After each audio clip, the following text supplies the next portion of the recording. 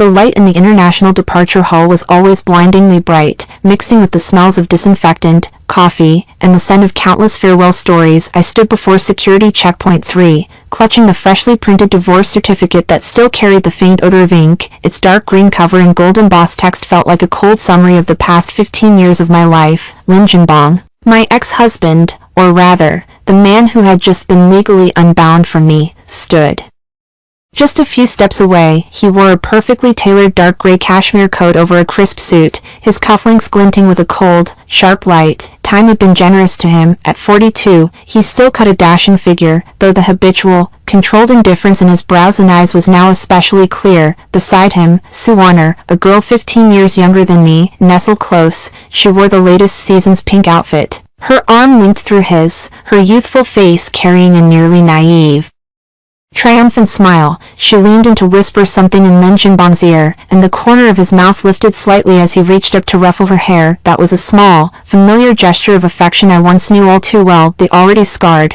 battered place in my heart still ached with a dull throb at the subtle scene, but I straightened my back and did not look away. Shinqingzi, stand firm, don't collapse, I told myself silently. Our daughter, Lin Wanqing, stood on the invisible dividing line between them and me. She was dressed simply today, a white hoodie, light blue jeans, a slightly worn-looking backpack, and a small silver suitcase she dragged behind her. At 15, she was nearly as tall as me, and her features faintly echoed both Lin Jinbang and mine, but combined into a unique, cool, and stubborn temperament. Her eyes were slightly downcast, her long lashes casting a small shadow beneath them, making her emotions unreadable. Wanqing, Lin Jinbang began, his voice carrying a formulaic gentleness with an unmistakable tone of authority. It's about time. Over in Melbourne, your school and accommodation are all arranged by your father. The best. After you get there, listen to Aunt Sue. Understand? Sue Warner immediately chimed in with a laugh, her voice sickly sweet. Don't worry, Wanqing, Auntie will take good care of you. The environment over there is great. Much more comfortable than back home. Lin Wanqing didn't respond, nor did she look at Sue Warner. Instead, she lifted her eyes to meet mine. That gaze was so still, like a frozen lake, yet beneath it, turbulent currents seemed to churn. My heart clenched instantly. Over the past 6 months, this family had fallen apart, and Wanqing had grown increasingly silent. I had once held her, crying, saying, "Mommy is sorry. I couldn't keep our family together." She had only gently hugged me back, saying, "Mom, it's not your fault." Then came even longer silences. I thought she was grieving too deeply, unable to bear the blow of her parents' divorce, but the deep, unfathomable calm in her eyes at this moment filled me with an inexplicable unease. Wanqing, I couldn't help but call out, my voice dry. Lin Jinbang seemed to grow impatient, glancing at his expensive watch. All right, you can video chat later. Wanqing, come with your father through security. A few people nearby, seeing off others, cast glances our way. Those near the VIP channel had some discernment. Lin Jinbang was not unknown in the local business circle, and this scene, of the ex-wife, the new flame, and the daughter parting, was far more captivating than the airport announcements. I could even feel the probing, comparing, and faint sympathy in those gazes. Look at that abandoned ex-wife. Even her daughter seems to be leaving with the wealthy father. She truly has nothing left. The smile on Sue Warner's lips deepened, carrying an undisguised pity as she looked at me, just as Lin Jinbang reached out to take Wanqing's suitcase. She moved. She turned, not toward the security checkpoint, but toward me, taking 2 steps and stopping right in front of me. "Mom," she said, her voice not loud but cutting clearly through the slightly noisy airport background. I looked at her, my throat tightening, unable to speak. "I'm going to Melbourne with him," she said.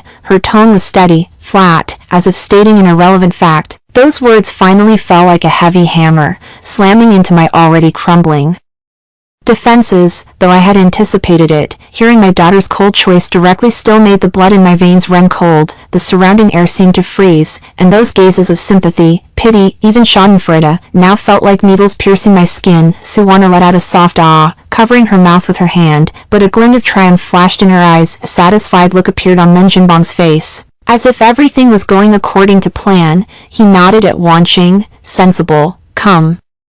on, but Wan Qing didn't move immediately. She stared at me, her deep eyes, so much like Lin Jinbang's, churning with complex emotions I couldn't read. Then, suddenly, she stepped forward, opened her arms, and hugged me fiercely, almost violently. The embrace was so sudden and forceful that it made me stumble. Her arms locked tightly around my shoulders, her cheek pressed into the hollow of my neck. Her warm breath brushing against my skin, I froze, my arms instinctively wrapping around her. But I felt the slight tremble of her spine through her thin hoodie. Wan Qing, I murmured, tears rushing up instantly. Then, I felt one of her hands slide rapidly and stealthily into the open pocket of my coat. A cold, hard, thin, angular object was pushed in forcefully. Immediately after, her warm, hurried breath pressed close to my ear, and in a voice barely above a whisper, audible only to the two of us, she spoke word by word, hammering into my eardrums. The password is your birthday, Mom. Live.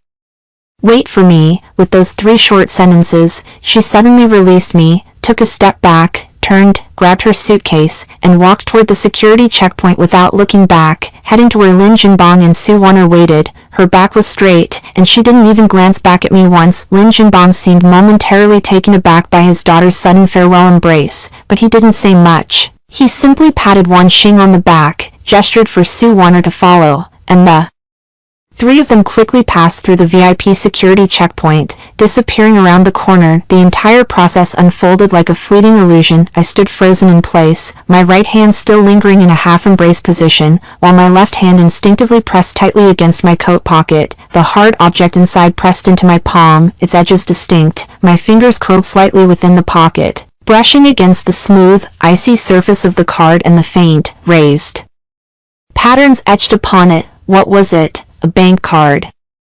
Why give this to me? The password is my birthday. Live. Wait for me. Countless question marks exploded in my mind, buzzing loudly. My heart pounded wildly in my chest, threatening to shatter my ribs. The slight tremor in my daughter's body when she hugged me, the resolute yet suppressed tone in her voice as she whispered in my ear, and the straight yet lonely silhouette of her back as she walked away without looking back. All of this wove together, forming an intense sense of unreality and a breathtaking premonition. The surrounding gazes seemed to linger, but I could no longer feel them. All sounds faded away, leaving only my own deafening heartbeat and the cold presence of that card in my pocket. Slowly, agonizingly slowly, I withdrew my hand from the pocket, my fingertips pale from the strain. I didn't immediately look at it. Instead, I clenched my fist tightly, as if gripping a piece of burning coal, or a solitary key, whether to salvation or a deeper abyss. I couldn't tell.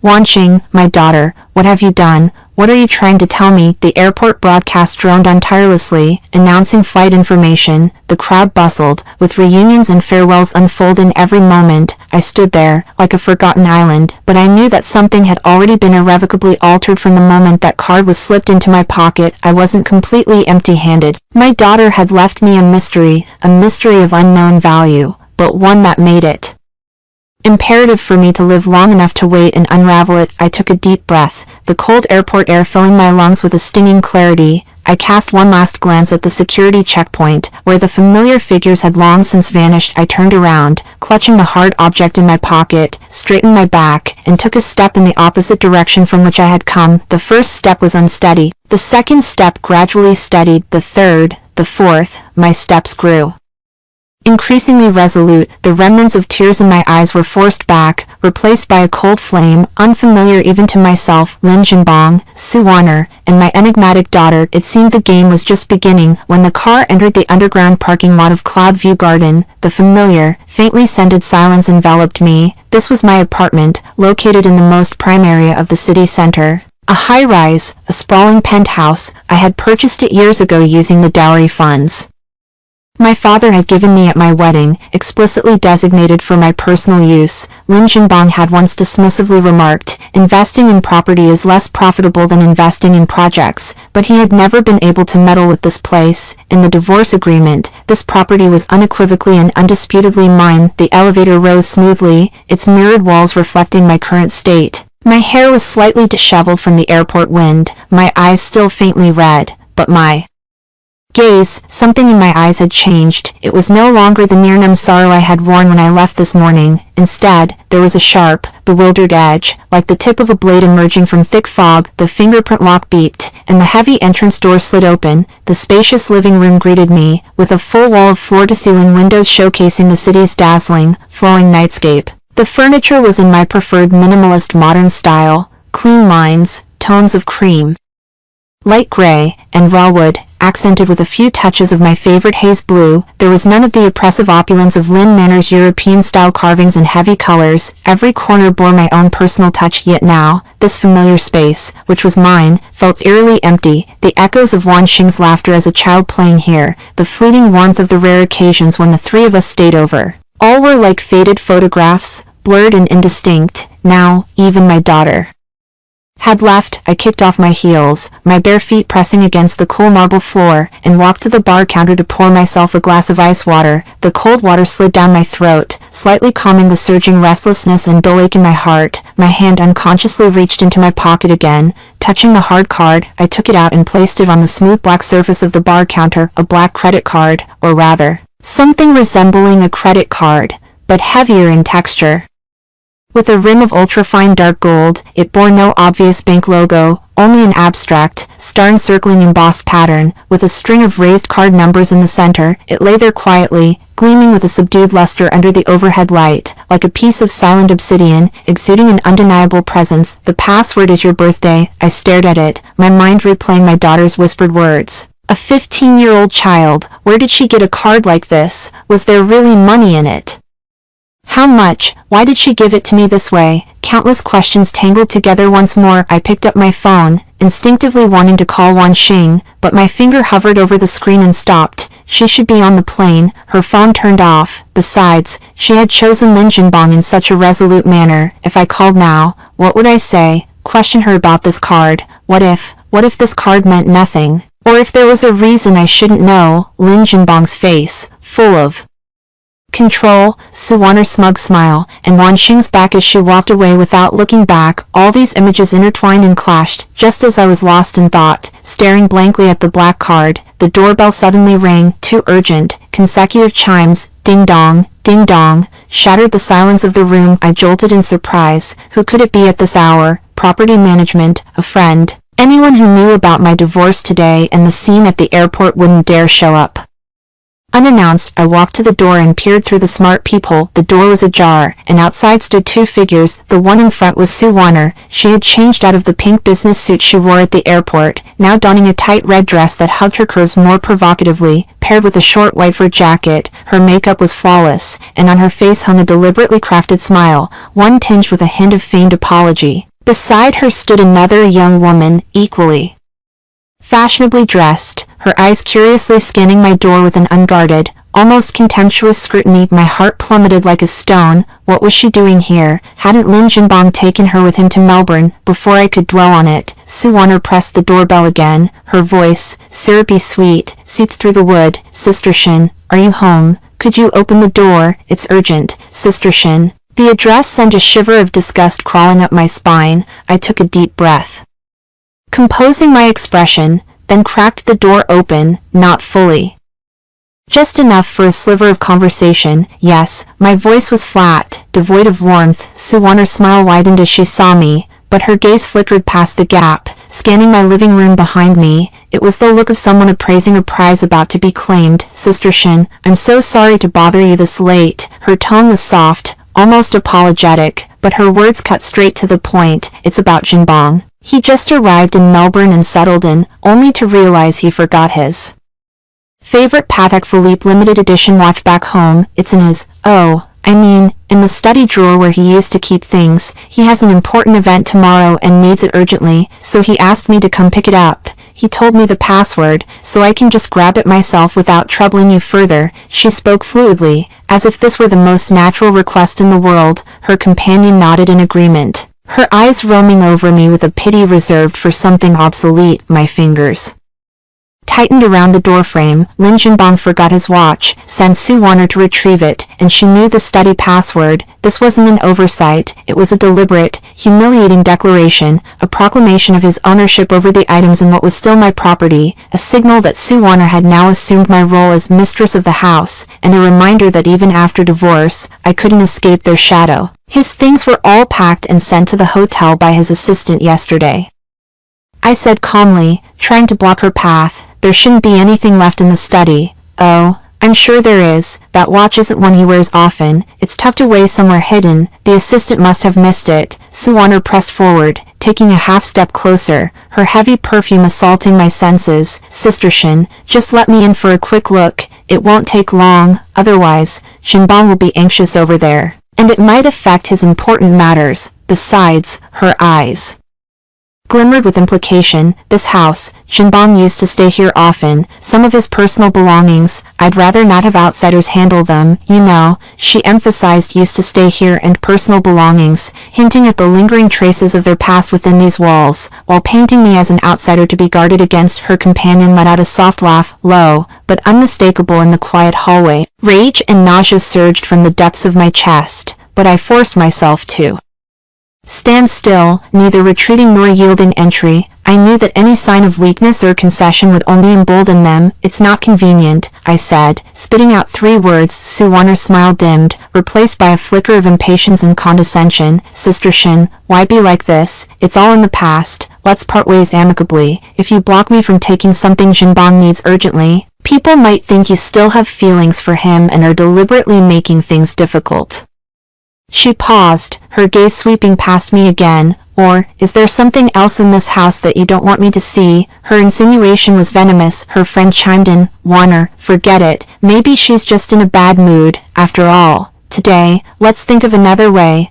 Don't upset Auntie Shin. She deliberately emphasized the word Auntie Shin. I was older than them, that was true, but in this context, the term dripped with age-based mockery and the consideration of a victor toward loser. Blood seemed to roar in my eardrums. I could feel the rigid outline of the black card in my pocket, cold against my heated skin. Wan Xing's voice echoed faintly in my mind. Mom, living wasn't about enduring humiliation in silence. I released my grip on the doorframe, stepped back half a pace, and pulled the door open. The movement was small, but enough to let them in. Please, go ahead. My voice remained steady, without a ripple. The study is at the end of the left hallway. Take his things and leave quickly. Su Wanner clearly hadn't expected me to yield so suddenly. She blinked, then her face reassembled into that triumphant, pity-laced smile. That's more like it. Thank you, Sister Shin, for being understanding. Like a proud peacock, she clicked her heels, tap, tap,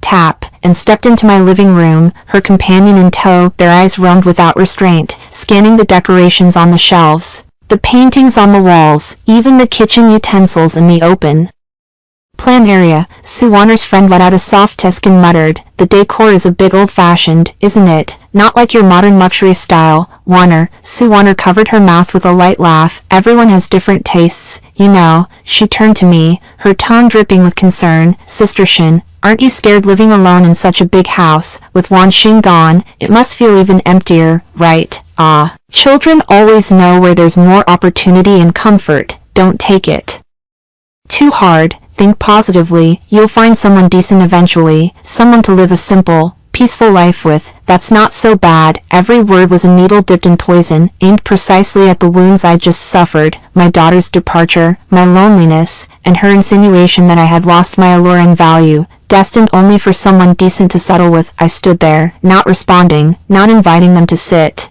I just watched as Su Wanner, as if walking into her own home, navigated with practiced familiarity toward the study. She indeed knew the exact location, input the password. Lin Jinbang had actually told her that too, and entered. Her female companion lingered in the living room, continuing to assess everything with that appraising gaze, occasionally picking up a decorative piece, examining it, then setting it down carelessly. Time ticked by, minute after minute. From the study came the faint sound of rustling and searching. I leaned against the kitchen island, my fingers brushing against the black card in my pocket once more. The icy touch kept me in a strange, sharp clarity. The anger hadn't extinguished. Instead, Under the cold scrutiny, it burned even more frigidly, even more silently. Sue Warner finally emerged from the study, holding a dark blue watch box. Her face was lit with a triumphant smile. Found it. I knew it'd be here. She walked over to me, shaking the box lightly. Thanks, Sister Shin. I won't disturb you any longer. She reached the door, then turned back, scanning me from head to toe. Her gaze finally settled on my face, that mixture of pity, superiority, and a hint of cruel satisfaction, completely unguarded. Sister Shin, she said, her voice soft but each word distinct. Some things, once gone, are gone. Holding on is pointless. Your daughter's grown up. She has her own judgment, choosing a better life. You should be happy for her, right? The most important thing for a person is to face reality, not cling to the past. Look at yourself now, besides this cold, empty house. What do you have? She paused, as if offering one last piece of advice. Shinbong has no feelings left for you in his heart, otherwise it wouldn't be me standing here. Wanqing is gone too. From now on, just live your own life well. Stop thinking about things that aren't meant to be. Everyone goes their separate ways in peace, isn't that right? With that, she linked arms with her companion, exchanged a knowing smile, and turned to leave. The door clicked softly shut in front of me, sealing away their cloying perfume and those words that cut to the bone. Leaving them outside, the living room fell back into silence, even deeper than before, so quiet I could hear the sound of my own blood flowing. I walked slowly back to the bar counter, my eyes landing on the black card lying quietly on its surface. Sue Warner's harsh words still echoed in my ears. Besides this cold, empty house, what do you have? I reached out, my fingertips brushing gently across the card's icy surface, across the dark gold trim, across the pattern of stars encircling it. Then I picked it up, clutching it tightly in my palm. The cold sensation traveled along my nerves, but strangely, it suppressed the burning anger in my chest, letting it settle into something more solid, more frigid. Lin Wanqing, my daughter, with this gesture, were you trying to tell me that I'm not completely empty-handed, right? At least I still have this mystery, and the reason I must live until you return, plus the two who just left. Every word they said today, every expression on their faces, I've memorized it all. I walked to the floor-to-ceiling window, looking down at the city's flowing lights below. My reflection stared back from the glass, my face pale, but my eyes blazing with an unsettling brightness. No longer lost, only a cold, sharp determination growing clearer. The real show has only just begun. After Sue Warner and her friend left, the room wasn't just filled with silence, it was soaked in a sticky, humiliating sense of being violently intruded upon and then discarded. The air still seemed to carry that cloying perfume, mixed with the poisoned concern in their words, like an invisible layer of dust settling on every piece of furniture. I didn't immediately open the windows to air it out, nor did I collapse onto the sofa. Instead, I walked straight to the smart panel and turned on every light, exposing every corner of this 200 square meter apartment to the harsh brightness, leaving no shadows. Then I went to the entrance door and, without hesitation, changed the lock's password, erasing the one Lin Jinbong had known, which he'd clearly passed on to Sue Warner, and replacing it with a new combination known only to me. After doing that, the tightness in my chest eased just a little, but what truly unsettled me wasn't Sue Warner, or even Lin Jinbong. It was the black card clenched in my hand, almost biting into my flesh, and the silver suitcase my daughter had left behind. It stood quietly in the corner of the entryway, silently telling the story of that decisive, mysterious moment at the airport. I dragged the suitcase to the center of the living room and sat down on the soft carpet. It had a lock. I tried Wanqing's birthday. No,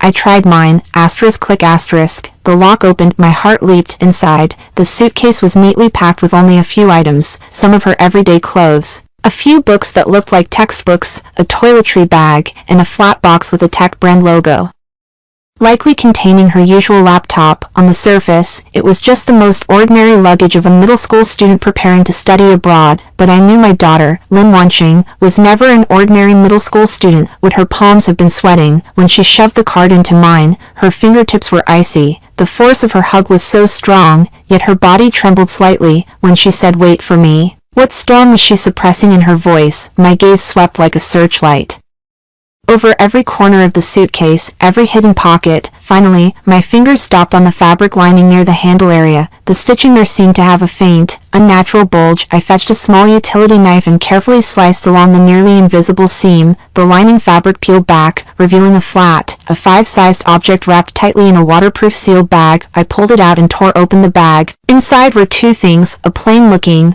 black hardcover notebook, its first page blank, a small, silver-gray metal USB drive, unmarked, heavy and solid in my hand. My breath caught. This was what Wanching had left for me. Beyond that card, the real thing. I picked up the notebook first. Flipping open the first page, I was met with my daughter's familiar yet strikingly sharp handwriting, the strokes pressing deep into the paper, each letter a testament to her intensity. Mom, by the time you read these words, I should already be soaring over the Pacific Ocean, heading to a place I don't want to go, but have no choice but to go. What I'm about to say next might cause you pain, anger, even disbelief, but please, you must read it all the way through, and trust me, I have never betrayed you. I will always stand by your side. I chose to leave because only by leaving can I better protect you, and obtain what we'll need in the future. Just a few lines, yet they hit me like an electric current. Surging through my limbs and bones, my fingers began to tremble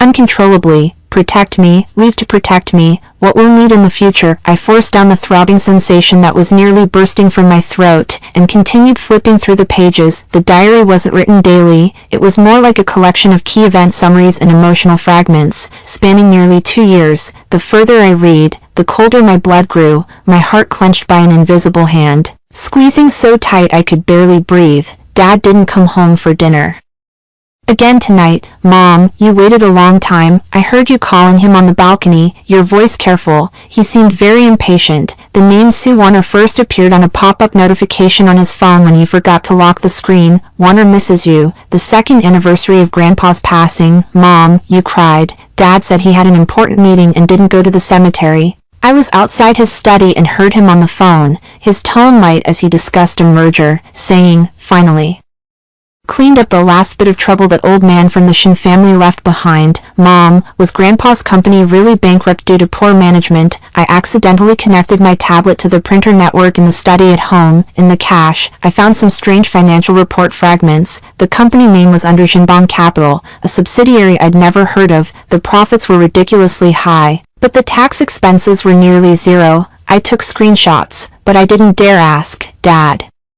and Grandma were talking in the living room.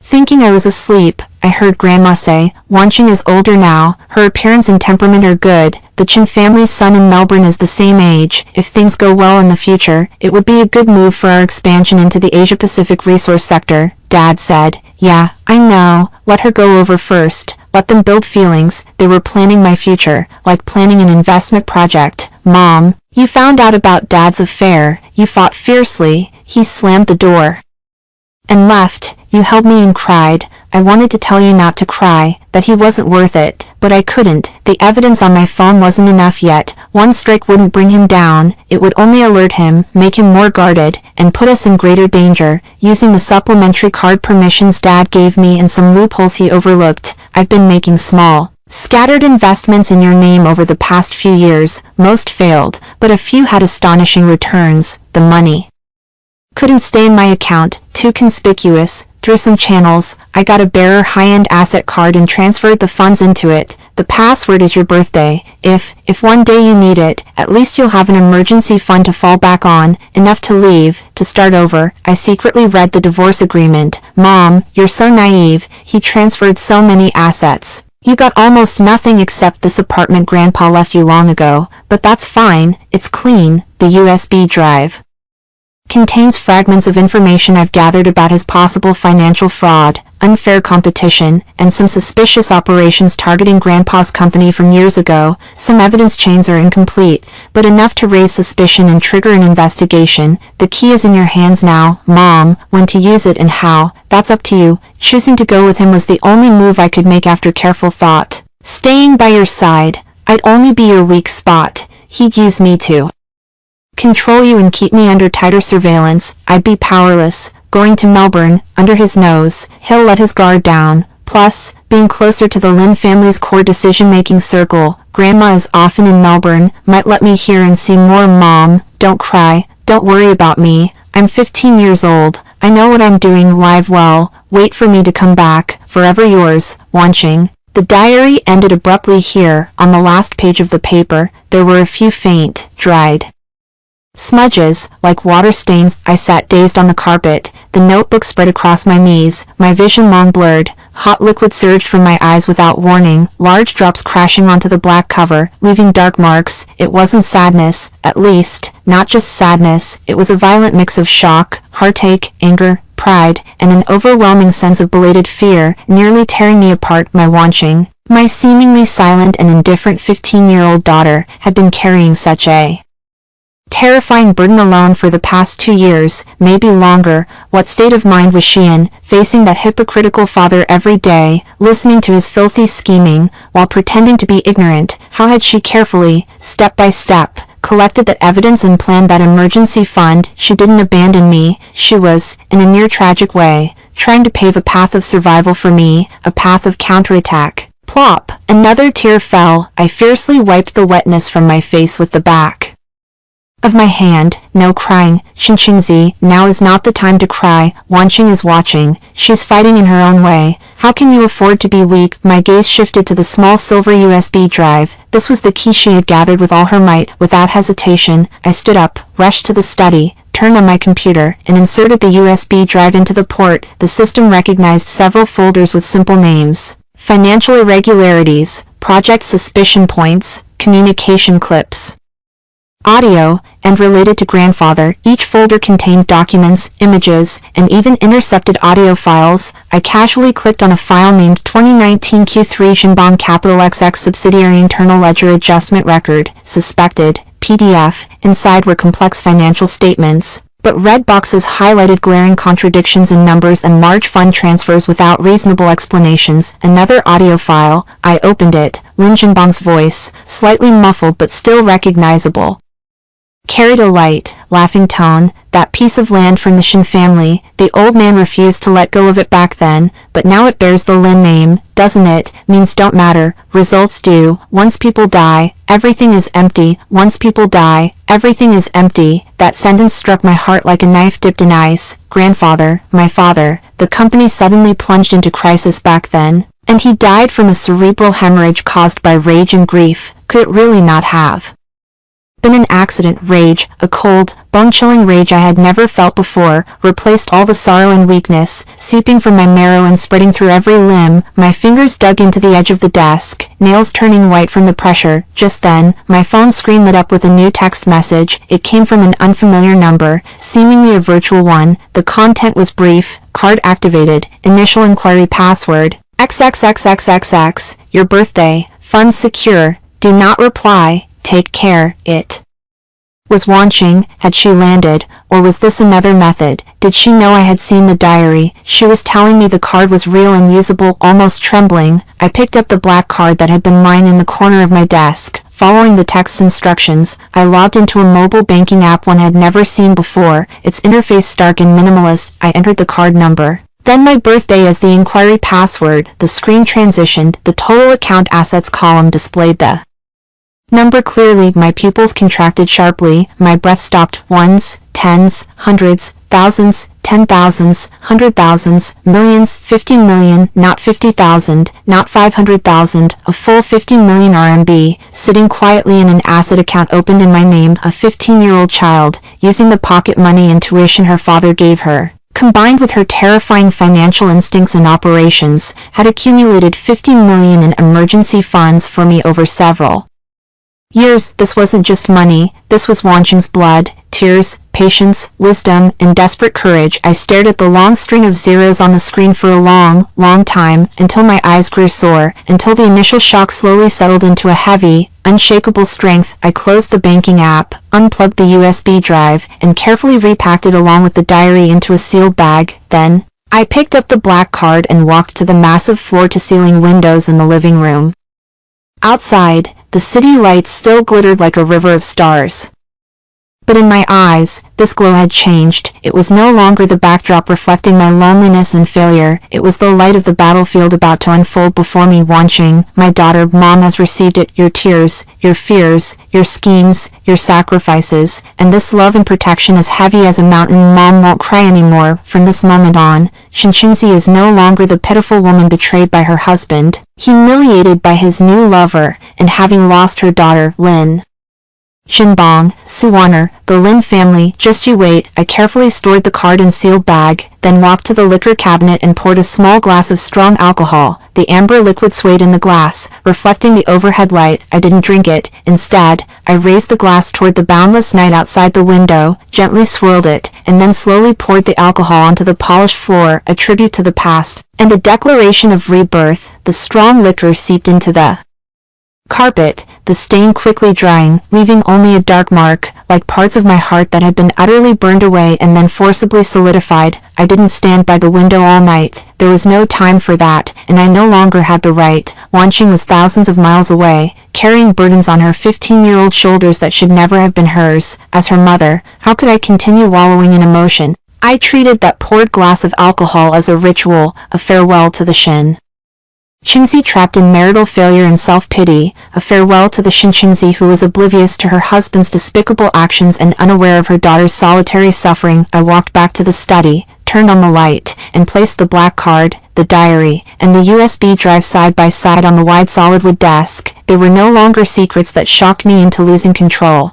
They were the foundation and weapons for all my future actions. First, digest and organize. I reopened the diary, this time, not with tear-blurred grief, but like the most meticulous auditor, analyzing and marking every word and sentence. I used sticky notes to record key timelines, key figures, and key event clues. Though Wanching's records were fragmented, their direction was clear. Lin Jinbang's potential financial issues, unfair competitive tactics, suspicion of embezzling the Shin family's assets, and his intention to use his daughter as a pawn in a business marriage. Then, the USB drive. I spent a full 3 hours skimming through its contents. The abnormal financial data was highlighted by Wanching with red arrows and annotations, some blurry but crucial audio clips she had even transcribed into text summaries, several suspicious contract scans from the periods surrounding my grandfather's company's bankruptcy, where she noted contradictions between the signing dates and my grandfather's hospitalization. The material wasn't very systematic, and some evidence chains were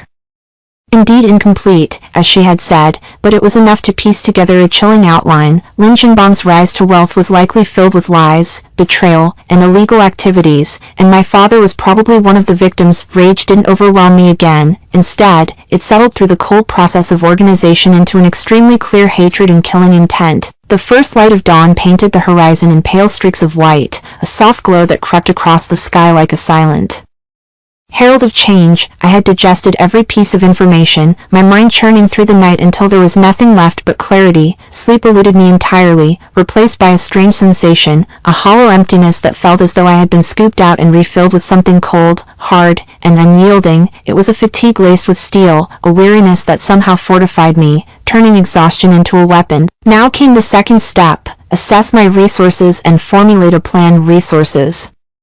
First, there was the apartment under my name, a valuable asset, worth a fortune in this city. I could mortgage it if necessary, but I would avoid that unless absolutely forced. Second, the 15 million yuan that Wanching had left behind, safe and accessible for now. Third, the evidence fragments on Wanching's USB drive, scraps that needed further verification and supplementation, but potent enough to serve as a door knocker or even an explosive device. Fourth, myself, Shinchinzi, a woman with a solid education, pre-marriage management experience at my father's company, a working knowledge of business operations, and a social network that, though possibly damaged by the divorce, could be rebuilt and rescreened. Finally, and most crucially, a daughter in Melbourne, sharp-minded, iron-willed, and active inside the enemy's camp, serving as my insider opponents. Lin Jinbang, the de facto controller of Jinbang Group, a man steeped in business for decades, his web of connections Intricate, his methods ruthless and his disguise masterful. His mother, my former mother-in-law, held immense influence within the family, especially over overseas operations and arranged marriages. The new flame, Suwaner, was a negligible factor, but she could be used as a pawn to provoke Lin Jinbang or stir chaos. The entire Lin family and their allied interests formed the broader target. Goals: first, to fully expose Lin Jinbang's true face, making him pay for his past crimes through legal, commercial, and reputational means. Second, to reclaim everything that rightfully belonged to the Shin family. Third, to ensure Wanqin's safety and freedom, freeing her from her fate as a bargaining chip. Fourth, to forge a new life for both of us, unshadowed by the past. Plan framework: first, assemble a core team. I needed top-tier, utterly reliable professionals with no ties to the Lin family, lawyers and financial advisors. Not just any lawyers, but elites specializing in economic crime and commercial litigation, financial advisors who could help me legally and efficiently deploy that 50 million and any future assets for precise commercial strikes or strategic investments. Second, deepen and supplement the evidence. Wanqin's USB drive was a spark, but I needed to fan it into a raging inferno. I required professionals to follow the existing leads, legally gather more solid proof, and form an unbreakable chain of evidence. Third, seek allies. The enemy of my enemy was my friend. Lin Jinbang must have made mortal enemies in the business world. I needed to find the one, or those, with the most power, the deepest hatred for him, and the highest likelihood of cooperating with me. The diary and preliminary materials had mentioned a few names. Gu Huiyuan was one of them, a man Lin Jinbang had crushed using the most despicable methods. Fourth, self-improvement in disguise. I could not proceed as Lin Jinbang's pitiful ex-wife. I needed a new, powerful social identity and image as cover. This required capital and network packaging. Fifth, secret communication and coordination with Wanqin. I had to establish an absolutely secure, undetectable channel for two-way information flow and synchronize actions across the distance. Once the framework was clear in my mind, I moved without hesitation. Time was both my greatest enemy and my best cover. Lin Jinbang and Suwaner had just arrived in Melbourne. Busy settling in and adapting to a new business environment, they would not focus much attention on me back in China. As for Lin's mother, she might send Suwaner to test and pressure me, but she would not anticipate my capacity for counterattack in the short term. I picked up my phone and dialed a few numbers that had been dormant for years. These were not calls to girlfriends for sympathy. Instead, I contacted several uncles and elders who had been close to my father in earlier days, then gradually drifted away, either because they disapproved of Lin Jinbang or because their business paths diverged. My opening words were simple: Uncle Wang, Uncle Li, this is Qingzi, I'm divorced. There are some matters concerning my father's company back then, and possible illegal activities by Lin Jinbang, that I'd like to discuss and seek your advice. Could you recommend a trustworthy lawyer skilled in handling such cases? My voice was calm, steady, carrying an unmistakable seriousness that was nothing like the gentle, even fragile Lin family wife they remembered. Perhaps my transformation surprised them. Perhaps the mention of my father's company back then struck a chord, or perhaps they had always harbored doubts about Lin Jinbang's character. Whatever the reason, I received positive responses. Within hours, I had 3 different lawyer recommendations, each with brief evaluations. Tight-lipped and ruthless, specializes in economic cases with strong backing. Meticulous, won't take a case unless confident, but once committed, fights to the bitter end. Simultaneously, I began browsing websites for high-end headhunters and private wealth management firms, screening potential financial advisors. I didn't need a run-of-the-mill wealth manager who only handled routine assets. I needed a professional who could understand my revenge goals, navigate the gray zones within legal boundaries, and assist with strategic investments or even reverse acquisitions. This required even more cautious outreach. By afternoon, based on a strong recommendation from Uncle Li, I contacted the lawyer known for fighting to the bitter end, Qin Feng. On the phone, I didn't reveal many details, only briefly explaining that it involved my ex-husband's possible economic crimes and embezzlement of pre-marriage family assets. With a substantial amount and complex background, I asked if he was interested in a face-to-face meeting. Lawyer Qin's voice came through the receiver, steady and forceful, without any unnecessary words. Ms. Shin, if you have preliminary materials, we can meet and assess first. My consultation fee is not low, but if the situation is genuine and the case is established, I can consider partial contingency fees. Good, set the time and place, I replied decisively after hanging up. I tried to find the latest information on Gu Huiyuan. This entrepreneur, who had been nearly driven to the brink by Lin Jinbang, seemed to have gone quiet in recent years, but he hadn't disappeared. His company had pivoted to new materials research and development, small in scale, but reportedly making significant strides in a niche field. Most importantly, as Uncle Li had hinted discreetly, Gu Huiyuan's hatred for Lin Jinbang had never diminished. I found the public email address of his company. After careful deliberation, I didn't send any sensitive content directly. Instead, I composed an email with cautious wording but clear intent. Mr. Gu, I apologize for the intrusion. My name is Xinqingzi, Lin Jinbang's ex-wife. While recently sorting through some old matters, I came across certain questions regarding Mr. Lin Jinbang's past business activities, as well as some new clues concerning my father's company, Shin Enterprises. From back in the day,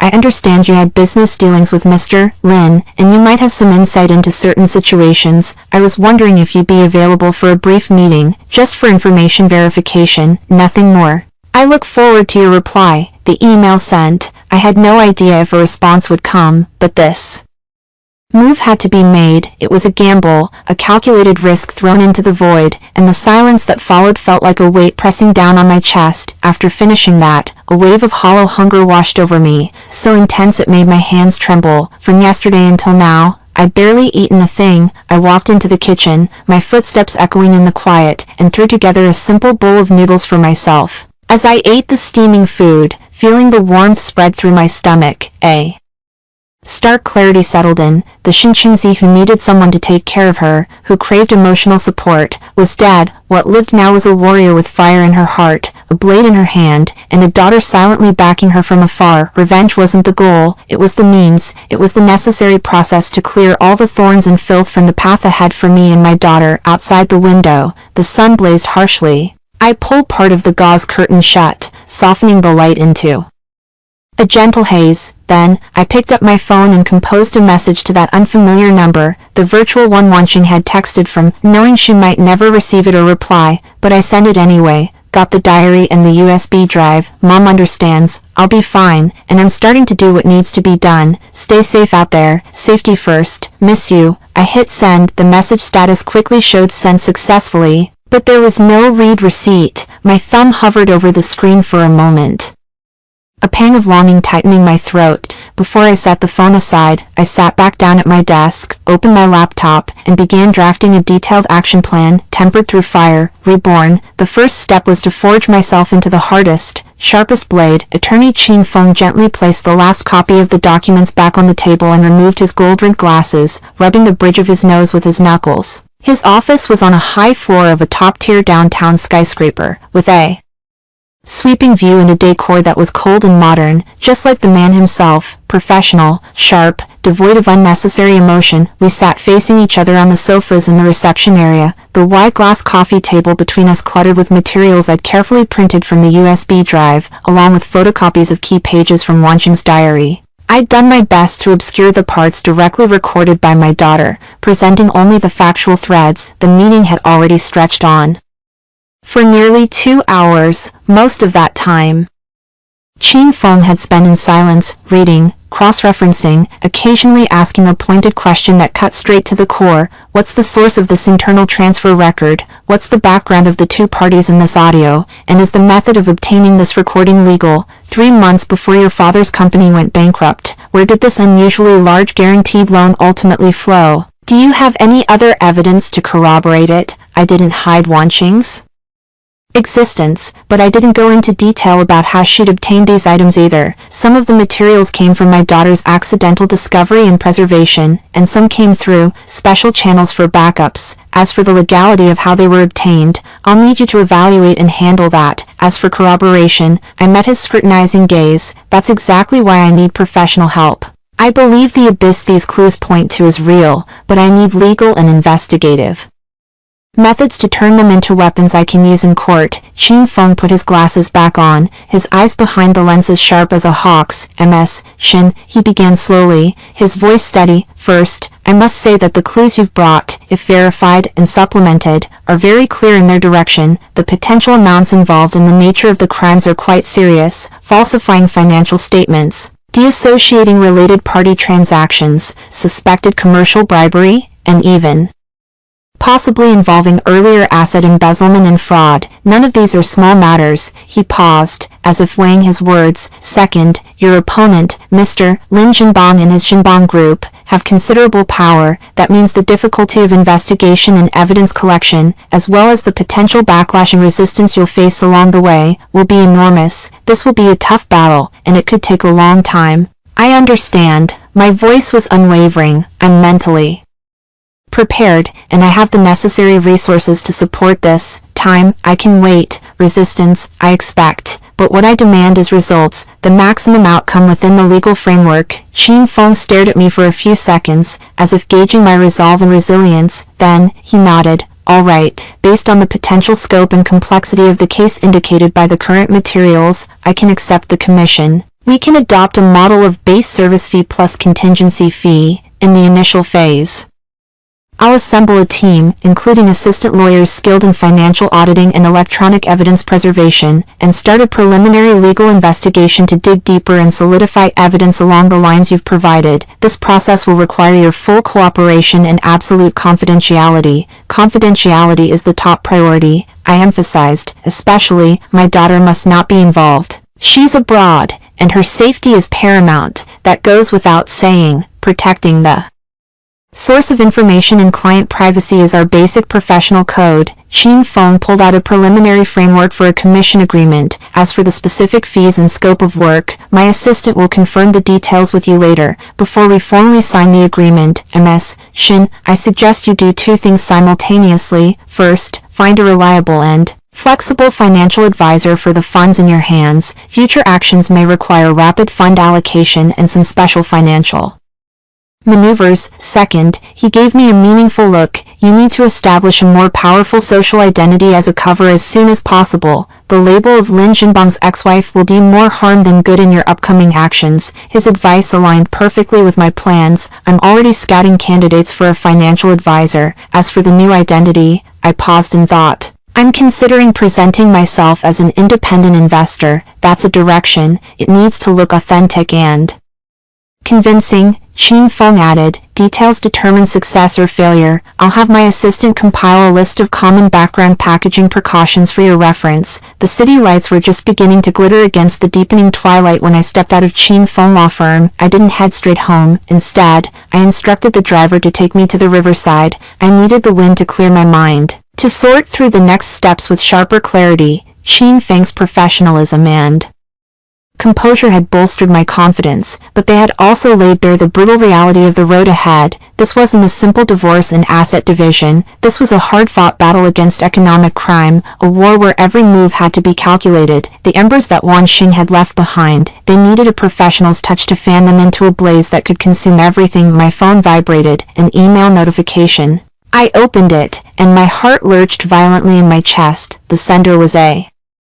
corporate email address I didn't recognize, but the domain name was all too familiar. It belonged to the new materials company that Gu Huayuan now ran. The message was brief. Ms. Shin, your email has been received. This Friday at 3:00 p.m., the Guamong Tea House on Binjiang Road. I await you. Gu Huayuan, he agreed, and the meeting was set for just 2 days from now. I gripped my phone tightly, the river breeze carrying a damp chill against my cheeks, yet it couldn't cool the burning fire inside me. Gu Huayuan, this was the man whose family had been nearly destroyed by Lin Jinbang. Would he be the right ally? How much trust could he possibly place in me, the ex-wife of Lin Jinbang? But no matter the doubt, this was a crucial beginning. When I got home, I immediately threw myself into preparing for Friday's meeting. I pored over every piece of public information about Gu Huayuan's company from the past few years. Financial reports, news articles, even industry forum posts where he had shared his insights on technological development. I needed to understand his current situation, his grievances, the depth of his hatred for Lin Jinbang, and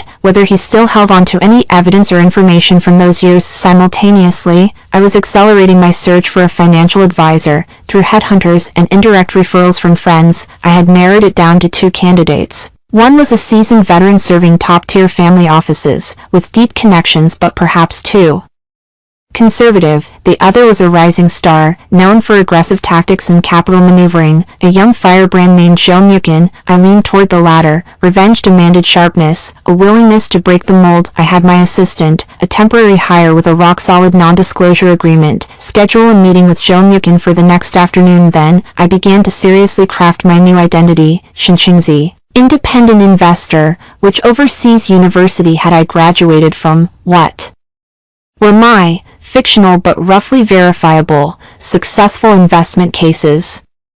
What sectors was I currently focused on? It all needed to be a complete, self-consistent narrative, even supported by some surface-level evidence, like setting up a seemingly legitimate investment shell company, preparing professional industry analysis reports, and so on. Qin Feng's assistant had quickly sent over a detailed checklist, covering everything from public business registration links to social media image management. That night, I worked until the early hours again, but this time, it wasn't the frantic, helpless busyness of before. It was a purposeful, energized preparation. The woman in the mirror had tiredness etched beneath her eyes, but deeper still, 2 icy flames burned. The next afternoon, I met Zhou Mukin at a private club with impeccable discretion. He looked to be around 35 or 36, dressed in a well-tailored casual suit without a tie. His eyes were bright and agile, carrying a predator's instinct for both risk and reward. I didn't waste time on pleasantries. After confirming the club's confidentiality, I spoke directly. Mr. Zhou, I have a pool of capital that needs to be managed efficiently and confidentially. The objective may not be purely financial returns. It also involves strategic actions targeting specific commercial entities. The process may require some unconventional maneuvers,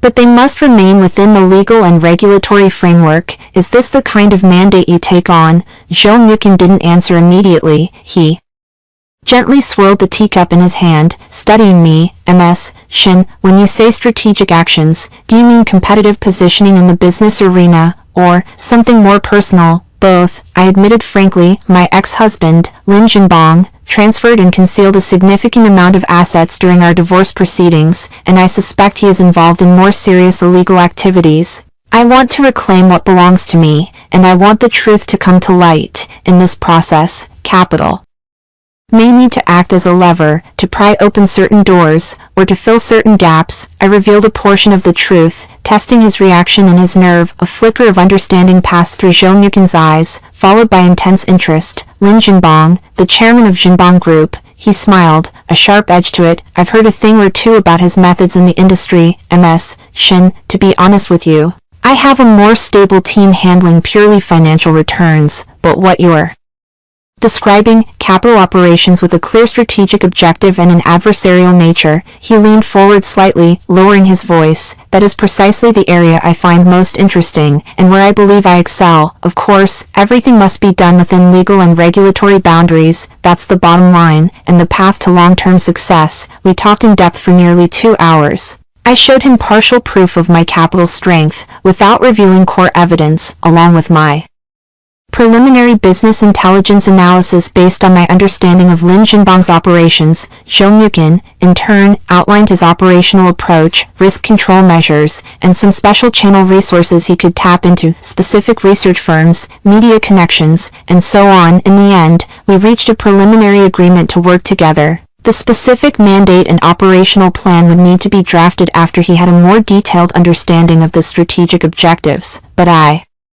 could already feel it. Zhou Mukin was a blade sharp enough to cut deep, and clever enough to stay hidden in its sheath until the moment came to strike. Friday arrived quickly. I chose a set of high-quality, elegantly understated cream-colored suit. My makeup was precise but not excessive, paired with simple pearl earrings. I wanted to project competence, grace, and a certain distance. I needed Gu Huiyuan to see not a weeping, abandoned woman, but a calm, prepared potential partner. The Guanlan Tea House was nestled deep within Binjiang Park, its environment serene and highly private. As the attendant led me into the reserved private room, Gu Huayuan was already seated. He looked thinner than his public photos, with a few streaks of white at his temples, but his eyes were still sharp, carrying a hardened, weathered edge that came from enduring immense hardship. He was brewing tea, his movements steady and practiced. Mr. Gu, hello, I am Xin Qingzi. I took the initiative to greet him, my demeanor neither servile nor arrogant. Gu Huayuan raised his eyes, his gaze lingering on my face for 2 seconds. He nodded slightly. Ms. Xin,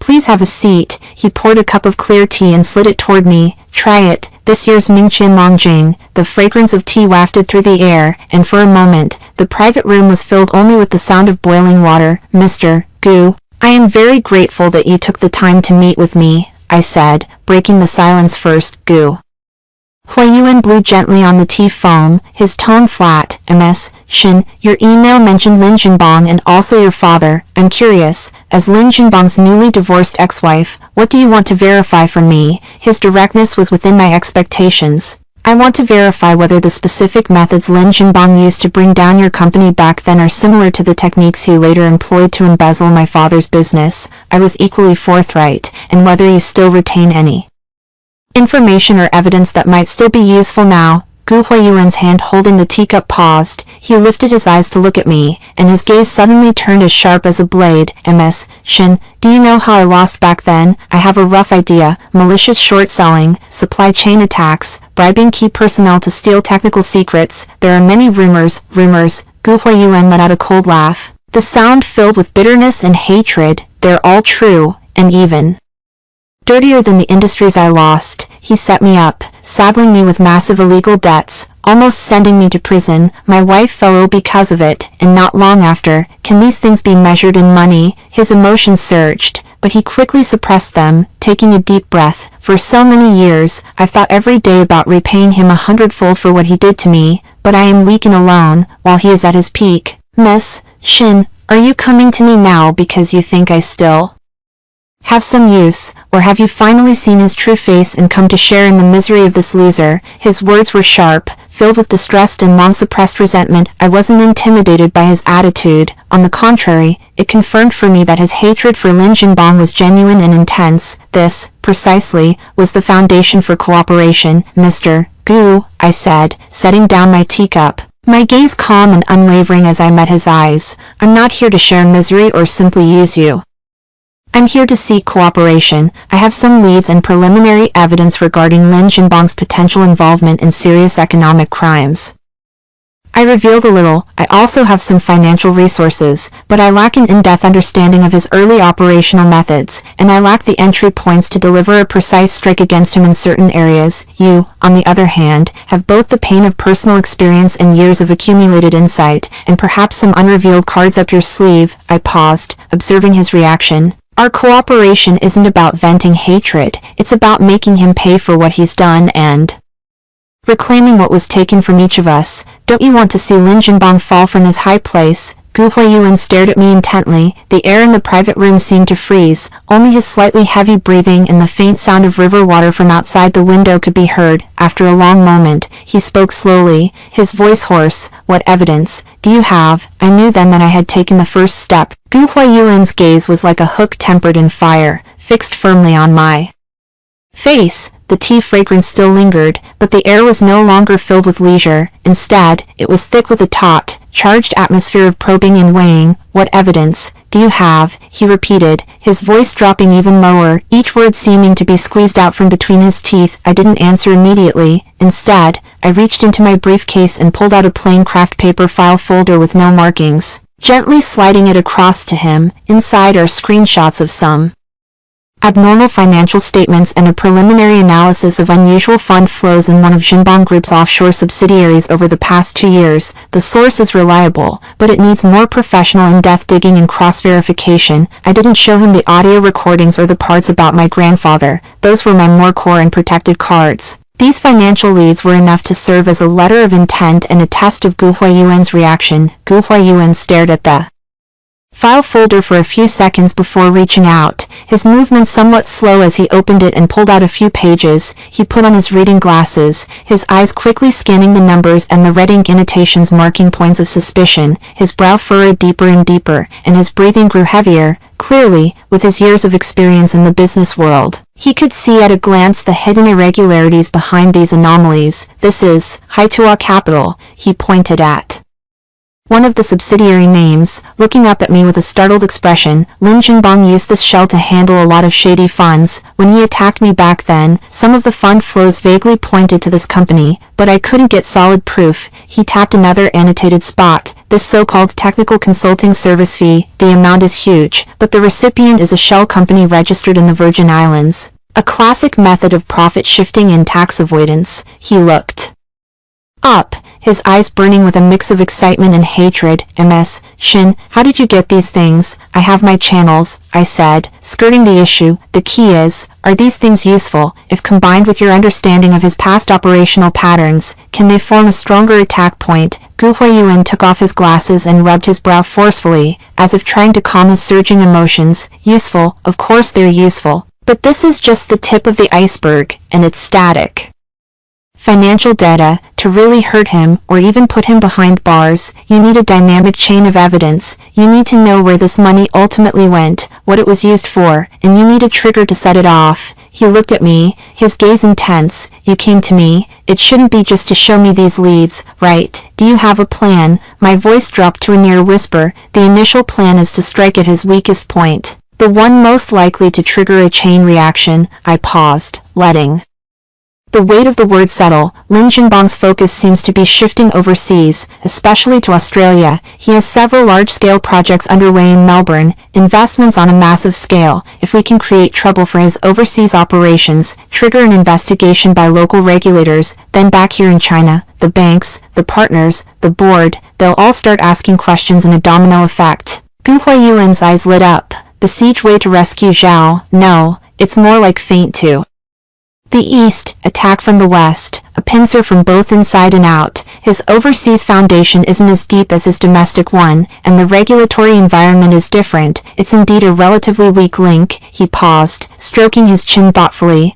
"I still have some old connections in Australia, not in the inner circle, mind you, but they can help me gather public information and identify local regulatory loopholes. Still, the most critical thing is ammunition, concrete evidence that hits the vital spot." Just then, the phone line beside my hand, the one I rarely used, gave a faint, almost imperceptible flicker on its screen. A green indicator light blinked once, then died. No ringtone, no vibration. My heart slammed against my ribs. This was the signal from the encrypted communication device I had arranged with Wan Xing. For safety, we had agreed to only send extremely brief, non-real-time messages within specific time windows. Yesterday wasn't one of those windows. If she was sending a signal now, it meant something urgent. I forced myself to suppress the immediate urge to check the device. My face remained calm, betraying nothing as I turned to Gu Huayuan. "As for that ammunition, I might have some new developments soon, Mr. Gu. If we decide to cooperate, the next step would be for you to leverage your knowledge of Lin Jinbang's past tactics and your limited network in Australia. Focus on analyzing the potential risk points in his Melbourne projects, especially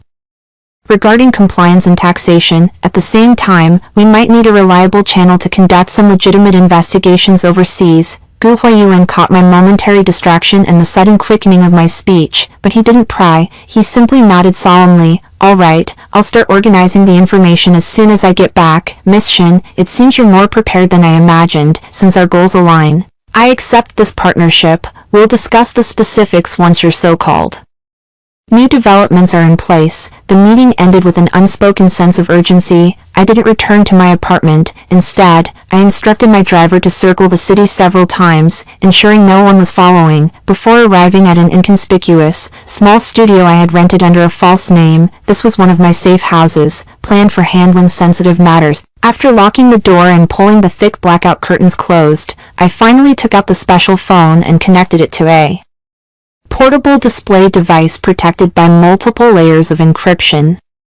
The screen lit up with an extremely minimalist interface. A single new message sat quietly in the inbox. The sender identifier was a string of garbled characters. I opened it. The content wasn't text, it was an encrypted, compressed data packet, accompanied by a short, predefined code, A03. A03 was one of our agreed-upon codes. It meant tax-related intelligence on target A. Lin Jinbang, urgency medium-high. My fingers felt cold from the tension. Wan Xing had found something this quickly. She had only just arrived in Melbourne. It was a pleasant surprise, but it also deepened my worry for her safety. She would have to be incredibly careful to access this without raising suspicion. I took a deep breath and followed the preset procedure, entering multiple layers of passwords and decryption keys. The data packet unlocked successfully. Inside were several PDF files and a neatly organized summary document. I couldn't open the summary fast enough. It was written in Wan Xing's calm, objective tone, laying out the information clearly. Target, AUS Bank Development Proprietary Ltd, ABD, a subsidiary of Jinbang Group based in Australia. Project, Pearl Tower, a large-scale mixed-use real estate development in the Port District of Melbourne. Phase 1, suspicious points, based on recently accessed non-core financial briefs and overheard meeting discussions.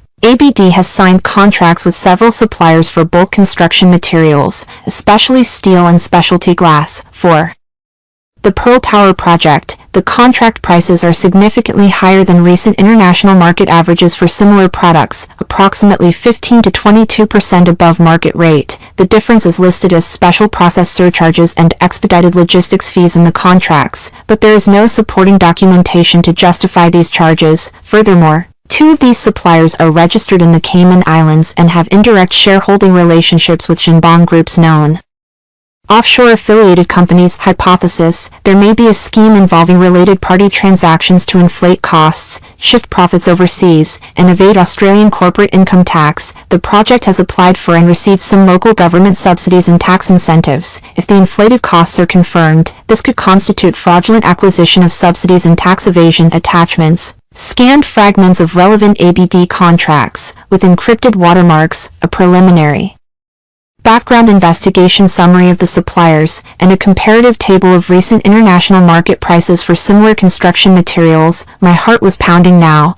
What Wan Xing had found was exactly the opening we needed. It wasn't irrefutable proof yet, but the combination of abnormal contract prices, suspicious supplier backgrounds, and connections to offshore companies was enough to trigger serious concern and an investigation by the Australian Tax Office, ATO, and the government agencies responsible for issuing subsidies. Once an investigation began, project funds could be frozen, and subsequent financing would be blocked. This alone would be enough to throw Lin Jinbang into chaos in Melbourne. I immediately sent the summary and the attachments, redacted of anything that could compromise Wan Xing's safety, through another encrypted channel to both lawyer Qin Feng and Zhou Mukin. I included brief instructions and action recommendations Zhou Mukin would use his overseas connections to anonymously but professionally forward the leads to the relevant Australian regulatory bodies. Lawyer Qin Feng's team would simultaneously analyze the potential legal implications under Chinese law, such as whether the domestic parent company could be held jointly liable. The phone rang barely half an hour after the message was sent. Zhou Mukin's voice came through, distorted by a voice changer, but the excitement in it was unmistakable. Shenzong, the materials arrived. Perfect timing, and the angle is spot on. Australia is extremely sensitive to whistleblower reports involving government subsidies and tax issues, especially with the recent crackdowns. I've got the right channels to ensure the tip lands on the desk of key personnel within 2 days, disguised as an anonymous internal compliance report. The effects might take a week or 2 to ferment, but once it kicks off, it'll be enough to give him a headache. Lawyer Qin Feng's reply was more measured and rigorous. The materials have been received and preliminarily assessed. From a cross-border regulatory cooperation perspective, if the Australian side formally opens an investigation and it involves potential collusion or fund transfers by the domestic parent company, we can, under relevant laws, attempt to initiate related litigation domestically or file reports with regulatory bodies. Creating a pressure linkage, I recommend continuing to gather more concrete evidence of fund flows. I issued the order, proceed as planned, ensure safety above all, sever any connection to us. Over the next 2 weeks, the surface remained calm. Following the script of an independent investor, I began attending small-scale industry salons, occasionally dropping innocuous investment opinions in financial media outlets, slowly crafting a new persona. Zhou Mukin, meanwhile, Started using a portion of the 15 million yuan for seemingly scattered but strategically disguised short-term investment operations, providing a legitimate cover for fund movements while quietly laying groundwork. It wasn't until a Tuesday afternoon, while I was in the safe house reviewing supplementary materials Gu Huayuan had sent about Lin Jinbang's earlier misdeeds, that Zhou Mukin's encrypted message arrived. The fish has taken the bait. Australian media just reported that the ATO has initiated a tax audit on the Pearl Tower project and suspended subsequent subsidy payments. The project's partner bank has also announced a temporary freeze on part of the project loans pending audit results. Financial section, small coverage. I immediately opened an overseas financial news website and searched. Sure enough, there was a brief report. The wording was cautious, but keywords like suspected improper related party transactions, tax investigation, and fund freeze stood out glaringly, almost simultaneously. My everyday phone rang. It was an international call from Melbourne, an unfamiliar number, but the area code was unmistakable. I didn't answer immediately. The phone rang 7 or 8 times, then stopped. A few seconds later, it rang again. I walked to the window, gazing at the overcast sky outside, before pressing the answer button. My voice was calm. Hello, who is this? On the other end came Lin Jinbang's voice, stripped of its usual steady composure, laced with barely suppressed agitation and a hint of irritation. Xinqingzi, it's me. Oh, Mr. Lin, I responded flatly. Is there something? International calls are quite expensive. He seemed choked by my address and tone, his breathing growing heavier as he struggled to maintain his demeanor. Qingzi, let me ask you, have you heard any rumors lately, or come into contact with any suspicious people, about my project in Australia? Your project? I let out a light laugh, carrying just the right amount of distance and a touch of confusion. Mr. Lin, we're already divorced. How would I know about your business? And frankly, I don't care. I've been quite busy lately, learning new things, planning to make some small investments of my own. What, is your project in trouble? There was a few seconds of silence on the other end, broken only by his slightly heavy breathing. He was judging, doubting, but my reaction seemed flawless. Nothing, he said, his voice turning cold and hard again. Just a reminder, even though we're divorced, Wanqing is still my daughter. You better behave yourself. Don't listen to gossip or get any ideas, otherwise, it won't be good for anyone. Lin Jinbang, I said, using his full name, my tone also turning cold. Are you threatening me? Wanqing is my daughter, and of course I want what's best for her. As for whether I behave or what investments I make, that's my freedom. Instead of worrying about me, you should focus on your own affairs. Sounds like you've got plenty of trouble.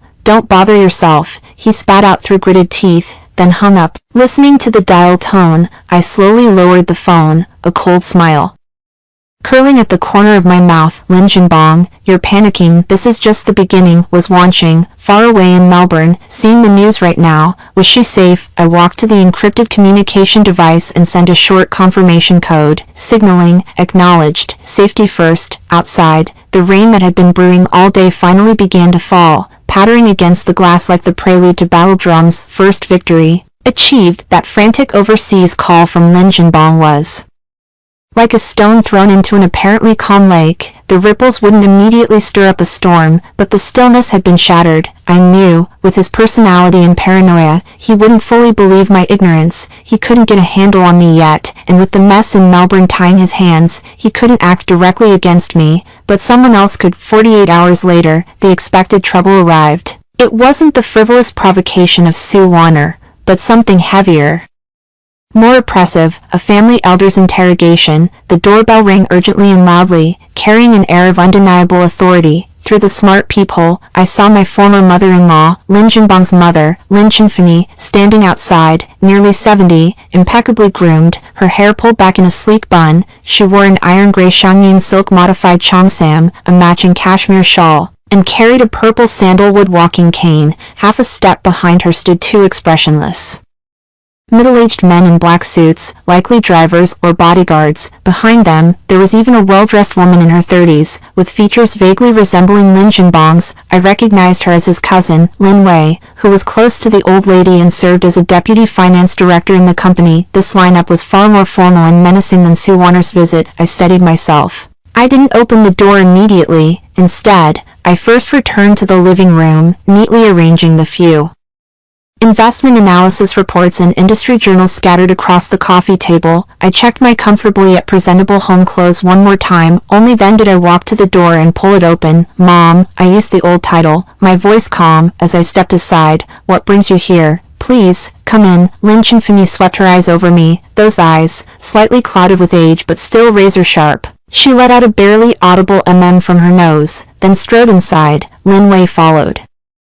Right behind her, the two men in black suits stood in silent understanding, one on each side of the door, not entering once inside. Lin Wei's gaze swept across every corner of the living room like a searchlight. Her eyes carried assessment, and a flicker of barely concealed envy. This apartment's location and quality were clearly far superior to where she lived. "Have a seat." I guided them to the sofa area, then settled myself into the single armchair beside it, forming a small, informal conversation setup. Lin Chenfumi didn't sit. She stood in the center of the living room, leaning on her cane, and swept her gaze around once more before speaking slowly. Her voice wasn't loud, but it carried the oppressive weight of someone long accustomed to authority. "Qingzi, this house, it's still the same as before, living alone. It must be peaceful." "It's fine," I replied briefly, waiting for her to get to the point. She turned, her gaze landing directly on my face. I heard that Shinbong ran into some trouble in Australia. The project is under investigation, funds frozen, and it even made the local news. "Is that so?" I showed a measured amount of surprise. "I haven't been following international news much lately. Is it serious?" "Serious or not, don't you already know?" Lin Wei suddenly interjected, her tone dripping with sarcasm. "Sister-in-law, oh, sorry, I should call you Miss Shin now." "Don't pretend. Shinbong just left, and the project he cared so much about goes south. How convenient is that?" I looked at Lin Wei, my eyes calm and flat. "Director Lin, what exactly are you implying? How could a problem with an Australian project possibly have anything to do with me, a divorced ex-wife busy adapting to a new life back home? Did I fly to Australia to report it myself?" "You," Lin Wei choked on her words, her face flushing slightly. "Where?" "Shut up." Lin Chenfumi cut off her niece-in-law coldly, then turned back to me, her eyes deeper now. "Qingzi, let's not play games. You and Jinbong divorced because your marriage ran its course. We elders have no right to interfere. As for the property division, even if you didn't get much, this house and what was agreed upon in the settlement are enough for you to live comfortably." Jinbong remembered old ties and didn't treat you poorly. "Old ties didn't treat me poorly," I sneered inwardly, but my face showed nothing. She continued, "But if you're holding a grudge, listening to outsiders' bad advice, or even entertaining thoughts you shouldn't, trying to cause trouble for Shinbong or the Lin family," her tone suddenly turned icy, and she tapped her cane lightly on the floor. "Then I, as your former mother-in-law, will have to step in. The Lin family is not someone you can provoke." "Mom, I don't understand what you mean." I straightened slightly, meeting her piercing gaze. "What thoughts I shouldn't have, causing trouble for the Lin family? What ability do I have to cause trouble for the Lin family? Every day, I just read books, study investments, and think about how to use the little money I got to make sure my future isn't too hard. As for rumors or Shinbong's business setbacks, I'm an outsider. I have neither the interest nor the ability to interfere." "You don't have the ability." Lin Wei couldn't help but snap again. "Qingzi, don't think we don't know. Someone saw you meeting Gu Huayuan in private. That loser Jinbong crushed. What are you plotting with him? And where did you get the money to study investments, to attend those salons? Did you secretly transfer Lin family assets?" Finally, Gu Huayuan was exactly the person they were most suspicious of. As for my salon attendants, their ears were sharp, but that was all. Having tea and catching up with an old friend. "Do I need to report that to the Lin family?" My tone turned cold. "As for how I spend my money, that's my business. The divorce agreement is clear in black and white. I didn't take a cent more than I was entitled to. I have no interest in what wasn't mine." Accusing me of transferring assets. "Director Lin, please choose your words carefully. I can sue you for defamation." "Sue me?" Lin Wei laughed as if she'd heard the funniest joke. "Enough." Lin Chenfumi stopped her again. She stared at me, speaking slowly. "Qingzi, I don't care if you really don't know or you're pretending. I came today to give you a warning, and your last chance. Stay away from people like Gu Huayuan. Live your life quietly. If you make any more moves that affect Shinbong or the Lin family," she paused, each word landing like ice shards on the floor, "I won't let you off. Don't forget, Wanqing is still in Melbourne, she bears the Lin surname, her future and her destiny are in the Lin family's hands. If you care about her, you know what to do. Threatening me with Wanqing, that cold fury deep inside me ignited instantly with those words, burning away the last shred of politeness and pretense. I slowly rose from the sofa, standing eye to eye with Lin Chenfini. Madam Lin, I changed the address, my voice low but crystal clear. First of all, Wanqing is my daughter, that will never change. Her future and her destiny should be chosen and earned by herself, not used as a bargaining chip to threaten her mother. Lin Chenfini's face darkened. I continued, secondly, who I associate with is my freedom. Mr. Gu Huiyuan is a legitimate businessman. What we discussed were legitimate investment possibilities. If you think there's a problem with that, feel free to investigate, or call the police. I'll be happy to cooperate. Third, I took a small step forward, my gaze sweeping past Lin Wei before settling squarely on Lin Chenfini's face. I enunciated each word with deliberate precision, regarding the Jinbang Group, and Lin Jinbang himself. I've recently stumbled upon some rather interesting old news. For instance, many years ago, when Jinbang Capital was securing that plot of land west of the city, it seems they resorted to some less than honorable methods that drove the original owner to ruin, family shattered. In the end, that land was transferred to some distant relative of the Lin family at a pittance of a price. Later, how did it become one of Jinbang Group's prized assets? Lin Chenfini's pupils contracted sharply. That land west of the city had been a pivotal project in the Lin family's early rise to power. The very battle that had truly launched Lin Jinbang into prominence. The sordid details behind it had always been kept under tight wraps, known only to a select few. Beyond Lin Jinbang himself, the only other person who might grasp the full truth was the old lady standing before me. Lin Wei clearly knew something too. Her face instantly shifted to a mask of shock and uncertainty. I watched their expressions change, my tone growing even more composed, even lacing it with a faint, almost imperceptible note of mockery. You see, the world works in funny ways sometimes. I'm just a well-behaved divorced woman, yet I happen to hear such old tales. Now, what if these stories were to fall into the ears of those who take an interest in the Lin family and Jinbang Group, or worse, if they were to accidentally leak out, paired with some remnants from those days? Wouldn't that be quite interesting? Xinqingzi, how dare you? Lin Chenfini's cane struck the floor with a heavy thud, the sound dull and oppressive. Her chest rose and fell slightly, clearly seething with rage. What? Wouldn't I dare? I countered, my gaze icy. I'm just stating a possibility, just like you were, a moment ago, stating another possibility about my daughter's future. You see, we can actually understand each other, can't we? I walked over to the coffee table and picked up an ordinary financial magazine, as if the words I'd just spoken were nothing more than casual chatter. Madam Lin, if your visit today was only to remind and warn me, then I've received your message. The door is over there.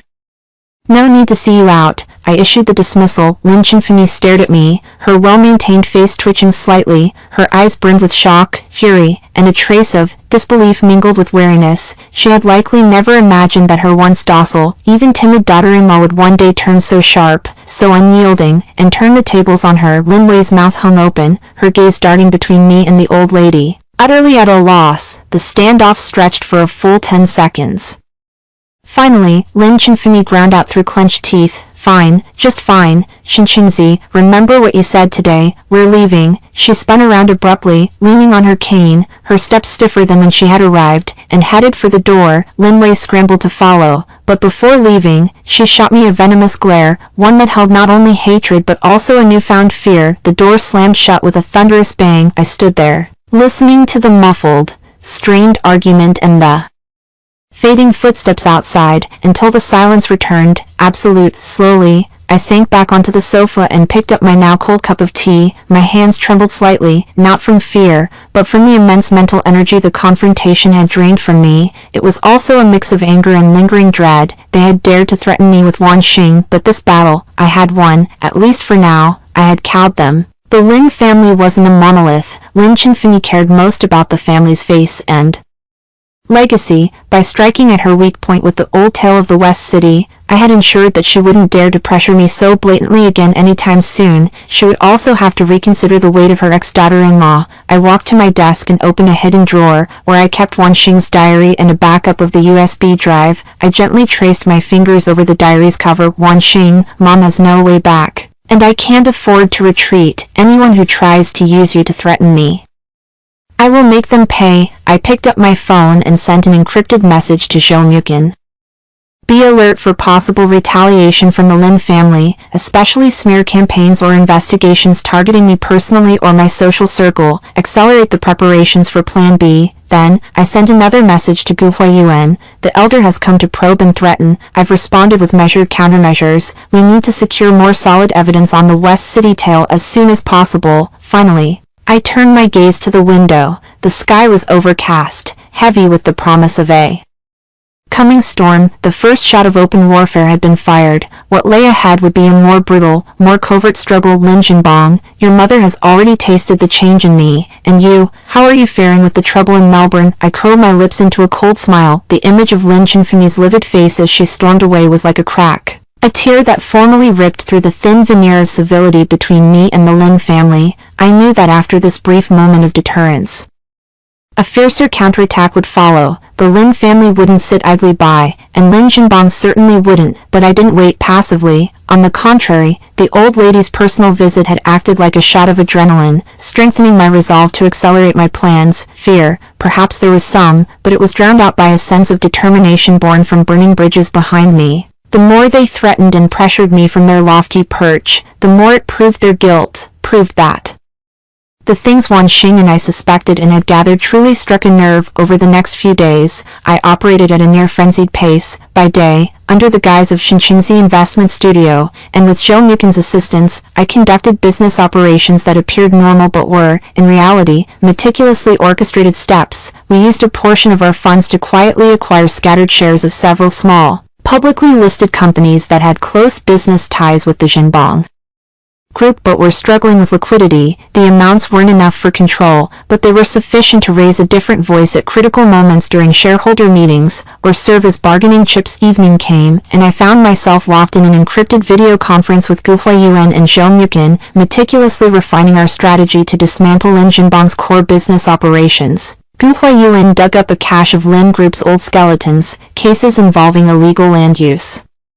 and environmental violations from years past. Though these incidents were ancient history, in today's ever-tightening regulatory climate, resurrecting them would be enough to plunge the relevant projects into a quagmire of investigation and suspension. Zhou Mukin, leveraging his formidable information network, pinpointed Lin Jinbang's most cash-strapped yet heavily relied upon project, the Dingfeng International Center in the city's new district, touted as the future financial city. This project is Lin Jinbang's big gamble, Zhou Mukin said, pulling up a complex cash flow diagram on the screen. He's poured massive upfront capital into it, with bank loans covering 70%, but sales revenue has fallen far short of expectations. What's even better, desperate to recoup funds quickly, he's engaged in shady practices during the pre-sale phase, packaging ancillary properties that legally can't be sold, like substations and waste treatment plant rooftops, as scarce assets, and peddling them to clueless out-of-town investors. Once this leaks, he'll face not only massive fines and class-action lawsuits from buyers, but the banks will also reassess their risk, likely pulling their loans. Can we get evidence of these illegal sales? I asked. I'm already in touch with an assistant to one of those duped investors. They've grown suspicious about the actual use of the scarce assets and are quietly seeking verification.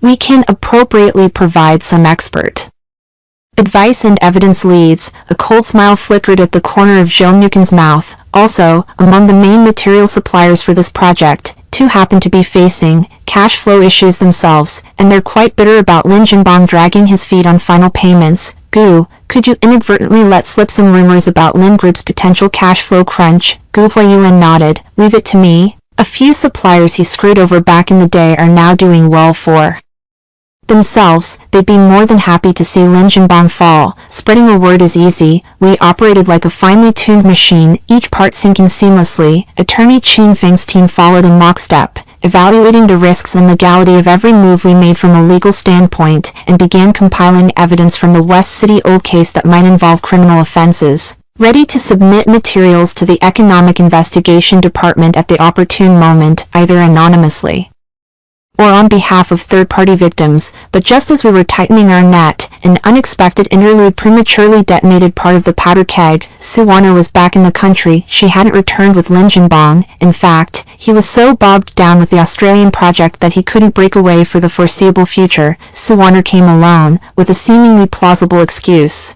An important brand event invitation back home and missing home, but I knew her too well, vain and impulsive. She was more likely driven by Lin Jinbong's recent neglect amid his crisis management, plus her own dissatisfaction with the unfamiliar Melbourne life. She wanted to come back, reclaim her sense of importance, and perhaps gloat over my defeat, savoring her victory once more. The news of her return came through Lin Wei, who casually dropped it in a small WeChat group of so-called friends. Now reduced to a cesspool of bragging and fake camaraderie, Lin Wei even tagged me.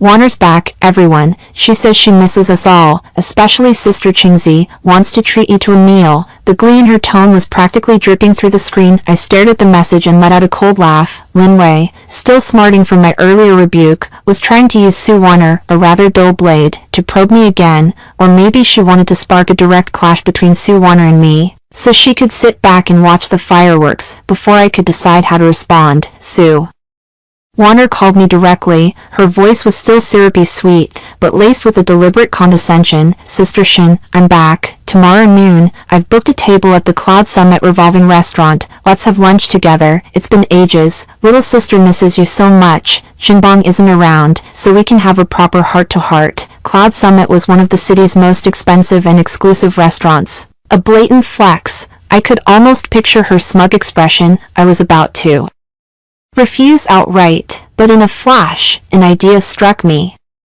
Sue Warner, she might be a nuisance, but she could also become a pawn, one to accelerate the firestorm in Lin Jinbong's backyard. Sure, I agreed flatly. See you tomorrow noon. After hanging up, I immediately contacted Zhou Mukin and gave him a brief rundown. He caught on instantly. Understood, Miss Shin. I'll make sure Miss Sue's lunch is unforgettable. The next day, I arrived on time. Sue Warner had indeed gone all out. Decked in the latest haute couture, dripping with jewelry, seated at the window table with the best view, as if desperate to be noticed. Beside her sat two unfamiliar young women, likely her newly minted besties. Sister Shin, you're here. Sue Warner waved enthusiastically. Once I sat down, she launched into her concern. You're looking well, sister. Managing okay on your own? Ah, the view from Cloud Summit is really something. Jinbong used to bring me here all the time. He said he loved taking in the whole city from up here. I smiled, ignoring her Lin Jinbong bait, and glanced at the menu. I hear the wagyu here is excellent. After ordering, Sue Warner began her performance. From Melbourne scenery, a bit boring, really, to Lin Jinbong's doting, just too busy lately, then veering into the minor troubles with the Australian project, just petty people jealous and scheming. Finally, she got to the point, feigning a sigh. Sister Shin, I don't mean to lecture you,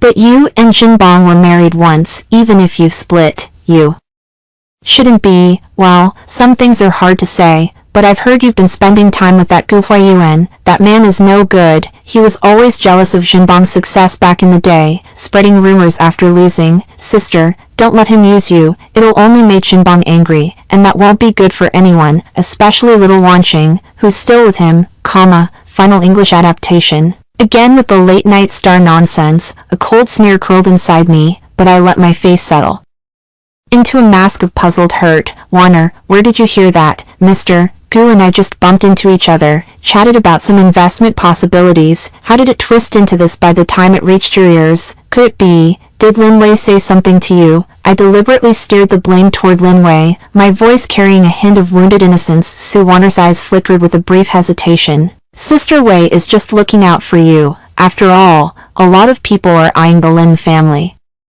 right now, waiting to kick them while they're down. You're in a sensitive position, sis, so you should be more careful. She lifted her wine glass, took a sip, and her tone suddenly turned confiding, almost intimate. Honestly, sis, I think you're just too strong-willed. Women, you know, should be a bit softer. Relying on a man is the real way to go. Look at me. I don't worry about anything. Jinbong takes care of everything for me. Why are you still like this? Isn't it better to find someone Stable and settle down. As her words faded, the restaurant's normally smooth background music seemed to hiccup, emitting a faint crackle before resuming its melody. No one else noticed. I stared at her face, so clearly stamped with the phrase "I'm living better than you," and felt a mix of pity and absurdity wash over me. She had no idea that the man she leaned on was currently teetering on the edge of a crisis. That the life she flaunted was nothing more than a castle built on shifting sand.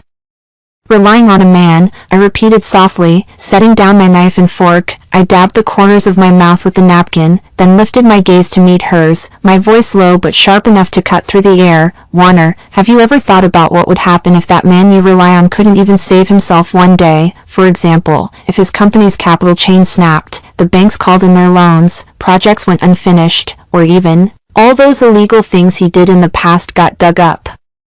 Sue Warner's smile froze on her face. The two girls beside her stared in stunned disbelief. "You, what nonsense are you spouting?" she snapped, her bravado cracking. "Jinbong's company is huge. How could that happen? You're cursing him. This is pure jealousy. Whether it's nonsense or not, you'll find out soon enough." I picked up my phone, and the screen lit up right on cue with a news link from Zhou Mukin. The headline screamed, "Dingfeng International Center exposed for illegal sales. Homeowners protest with banners, regulators step in." I turned the screen toward her so she could read the headline clearly. "Oh, looks like we won't have to wait long. It's already starting." Sue Warner's face drained of color. She snatched her own phone, fingers trembling as she began to search. The girl next to her leaned in out of curiosity, then let out a low gasp. This can't be. It's slander." Her voice turned shrill, drawing glances from nearby tables. "Whether it's slander or not, the relevant authorities will investigate thoroughly," I said calmly. "By the way, Warner, I heard Lin Jinbong's project in Melbourne is having similar trouble. Tax audits, frozen funds. He must be really stressed lately. No wonder he hasn't had time for you." With each word I spoke, Sue Warner's face grew a shade paler. She clearly knew about the Melbourne situation, but maybe Lin Jinbong had downplayed it, or she hadn't grasped the severity. Now, with bad news crashing in from both domestic and international fronts, her composure finally shattered. "You, how do you know all this? It's you, Shinchunzi.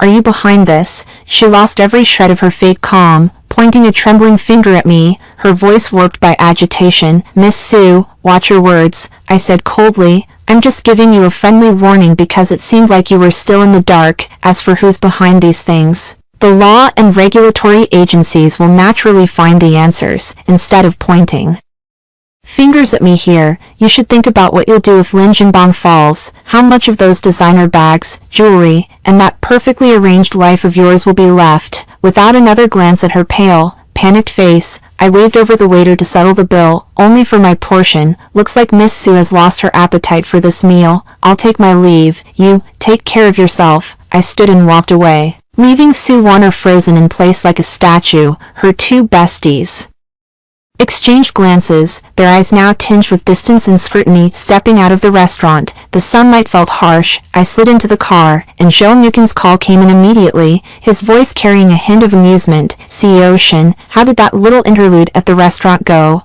Also, I just got word, the Lin Group's board has called an emergency meeting. A few minority shareholders and independent directors are reacting strongly to the Dingfeng project issues, demanding Lin Jinbong returned to China immediately to explain." And Lin Wei apparently said some things that didn't help her cousin's case. Good. I gazed out at the city's bustling traffic. Keep the pressure on. Also, accidentally leak word to Melbourne about Sue Warner's return and her breakdown after meeting me at the restaurant, cutting off the fuel at the source. Not just his business, but his home front too. Lin Jinbong, how does it feel to be besieged on all sides? The empire was already showing cracks, and the storm was only just beginning. Sue Warner's meltdown at the Cloud Top restaurant was like a stone thrown into a lake already churning with hidden currents. The ripples spread faster and wider than expected. The fear and doubt she brought back about the Lin family's internal and external troubles fermented into exaggerated versions within her social circle, a world built on showing off and one-upping each other, despite Lin Wei's attempts to suppress it. The exposure of the Dingfeng project's illegal sales and regulatory Intervention hammered home the rumors, lending them an air of credibility. In Melbourne, Lin Jinbong clearly felt the immense pressure from the board back home, along with the faint crackling of flames from his own backyard. His overseas calls became more frequent, his tone growing more frantic and cold with each exchange. He was no longer just probing or threatening, he sounded like a cornered beast, demanding to know how much I really knew, what Gu Huiyuan and I were plotting, and even snarling a warning, "Don't drag Wanqing into this." Every time, I responded to him with the same calm, even slightly innocent confusion, deflecting his fury as if it never touched me. I knew that his growing agitation only proved our attacks were hitting the mark. Zhou Muqin and Gu Huiyuan were simultaneously escalating their pressure on other fronts. The bank quietly upgraded the credit risk assessment of the Lin Group. Some partners began to hesitate or even search for alternatives, and the small shareholders of the companies where we had acquired a few shares started voicing doubts through public channels. The cracks in the seemingly unshakable commercial empire of the Lin family were spreading visibly, but just as I thought this stalemate and tug-of-war would drag on for a while longer, an unexpected turning point arrived, catching me completely off guard. It was a Thursday afternoon. I was in the safe house with lawyer Qin Feng, discussing the next steps on how to more safely submit materials related to the potential criminal aspects of the West City Old case. My everyday phone suddenly rang. The caller ID showed an unfamiliar local number. I frowned slightly, gestured for Qin Feng to wait, and walked over to the window. "Hello, who is this?" The voice that came through the line made my blood freeze. My heart nearly stopped. "Mom, it's me." It was Wanqing. Her voice, transmitted through the electronic signal, had a slight distortion, but it was unmistakably her voice. Calm, clear, even carrying a faint hint of weariness after a long flight. "Wanqing," I cried out, instinctively gripping the phone tighter. "You, how, where are you?" A surge of immense joy and even greater worry seized me at once. How did she suddenly return? Did Lin Jinbong know? Was she safe? "I just got off the plane, at the airport," Wanqing said, her voice still steady, as if stating the most ordinary fact. "Dad made me come back. He seems to be in a lot of trouble. Some of the boards elders demanded he return to explain in person, and Grandma has been calling him repeatedly. He felt it wasn't safe for me to stay alone in Melbourne, or maybe, he thought having me back could serve as a kind of buffer with you, or in other ways." Her words were unhurried, but I could sense the underlying tension. Lin Jinbong bringing Wanqing back was far from just about safety or buffering. This was likely a multi-layered move. First, to show the board and family that he had a harmonious household and a dutiful daughter, diverting some attention. Second, to keep Wanqing within his controllable range and under his watch in the country, preventing her from hearing or seeing anything overseas. And third, most sinisterly, to use her as a new bargaining chip to threaten or manipulate me. He probably thought that with his daughter physically back, I, as a mother, would hesitate. "Are you alone now? Did he send someone to pick you up? Which exit are you at?" "I'll come right away," I said urgently, my mind racing through countless thoughts, my first priority being her safety. "Mom, don't rush." Wanqing comforted me instead. "Dad arranged a driver to take me directly to Grandma's house. He said there's an important family meeting tonight, and I have to attend. I think this might be an opportunity." Opportunity? I understood instantly. A family meeting. What kind of play was Lin Jinbong trying to stage, and what role did Wanqing intend to play in it? "Xing, listen to me," I said, lowering my voice and speaking quickly. "Your father is in a very bad position right now. He might act recklessly. At that family meeting, no matter what he says or asks you to do, agree to it for now. Don't confront him directly. Protect yourself. We'll talk after we meet. Understand?" "I understand, Mom." Wanqing's voice seemed to carry a faint, icy edge. "I know what to do. Don't worry. When I get to Grandma's, I'll find a way to contact you again. Oh, and Mom, I have a gift for you in my luggage, a very important gift. I'll give it to you when we meet." Gift? My mind immediately jumped to the documents she had sent back earlier. Had she gotten something even more critical? "All right, be careful. Stay in touch," I warned her repeatedly before hanging up, my heart heavy with worry. "Your daughter is back." Lawyer Qin Feng walked over, his expression serious. "Yes, Lin Jinbong brought her back. There's a so-called family meeting tonight," I quickly summarized the situation. "Lawyer Qin, I'm worried this might be a trap.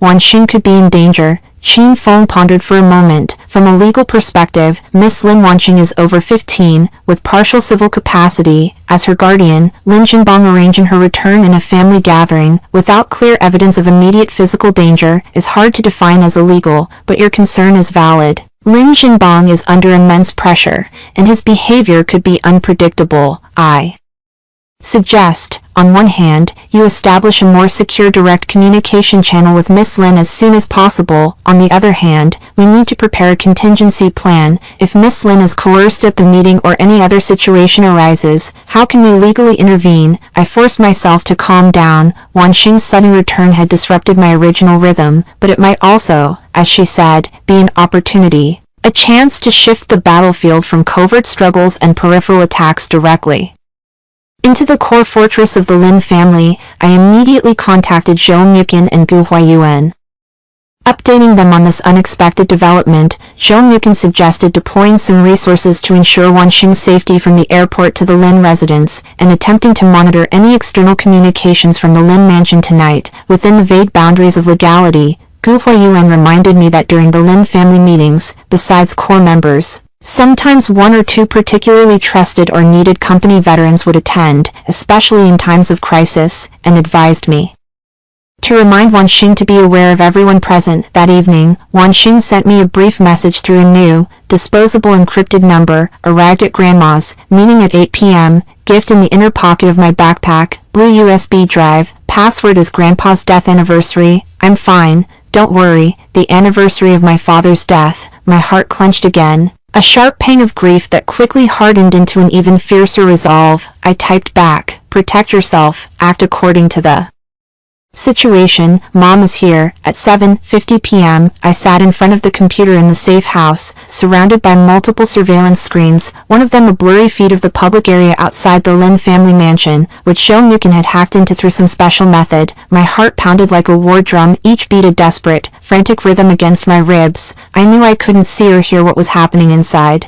but I had to be here, as if being present could somehow bring me closer to my daughter, could offer her some invisible support. Time crawled by, each second stretching into an eternity, until just past 10 p.m., my phone suddenly buzzed violently, not the encrypted line, but my everyday phone. The caller ID flashed. Lin Jinbang. Cold sweat instantly broke out on my palms. At this hour, why was he calling? To gloat? Or had something happened to Wanqing? I took a deep breath, steadying my trembling hand, and answered, pressing the record button. Xinqingzi. Lin Jinbang's voice roared like a wounded beast, stripped of all his usual calm and pretense. It was filled with a fury so raw it bordered on disbelief, and beneath it, a faint trace of panic I could barely detect. Look at the fine daughter you've raised. Do you have any idea what she just did? You venomous woman, you've been coaching her all along, haven't you? My heart plummeted like a stone, but I forced my voice to remain steady, each word measured. Lin Jinbang, speak clearly.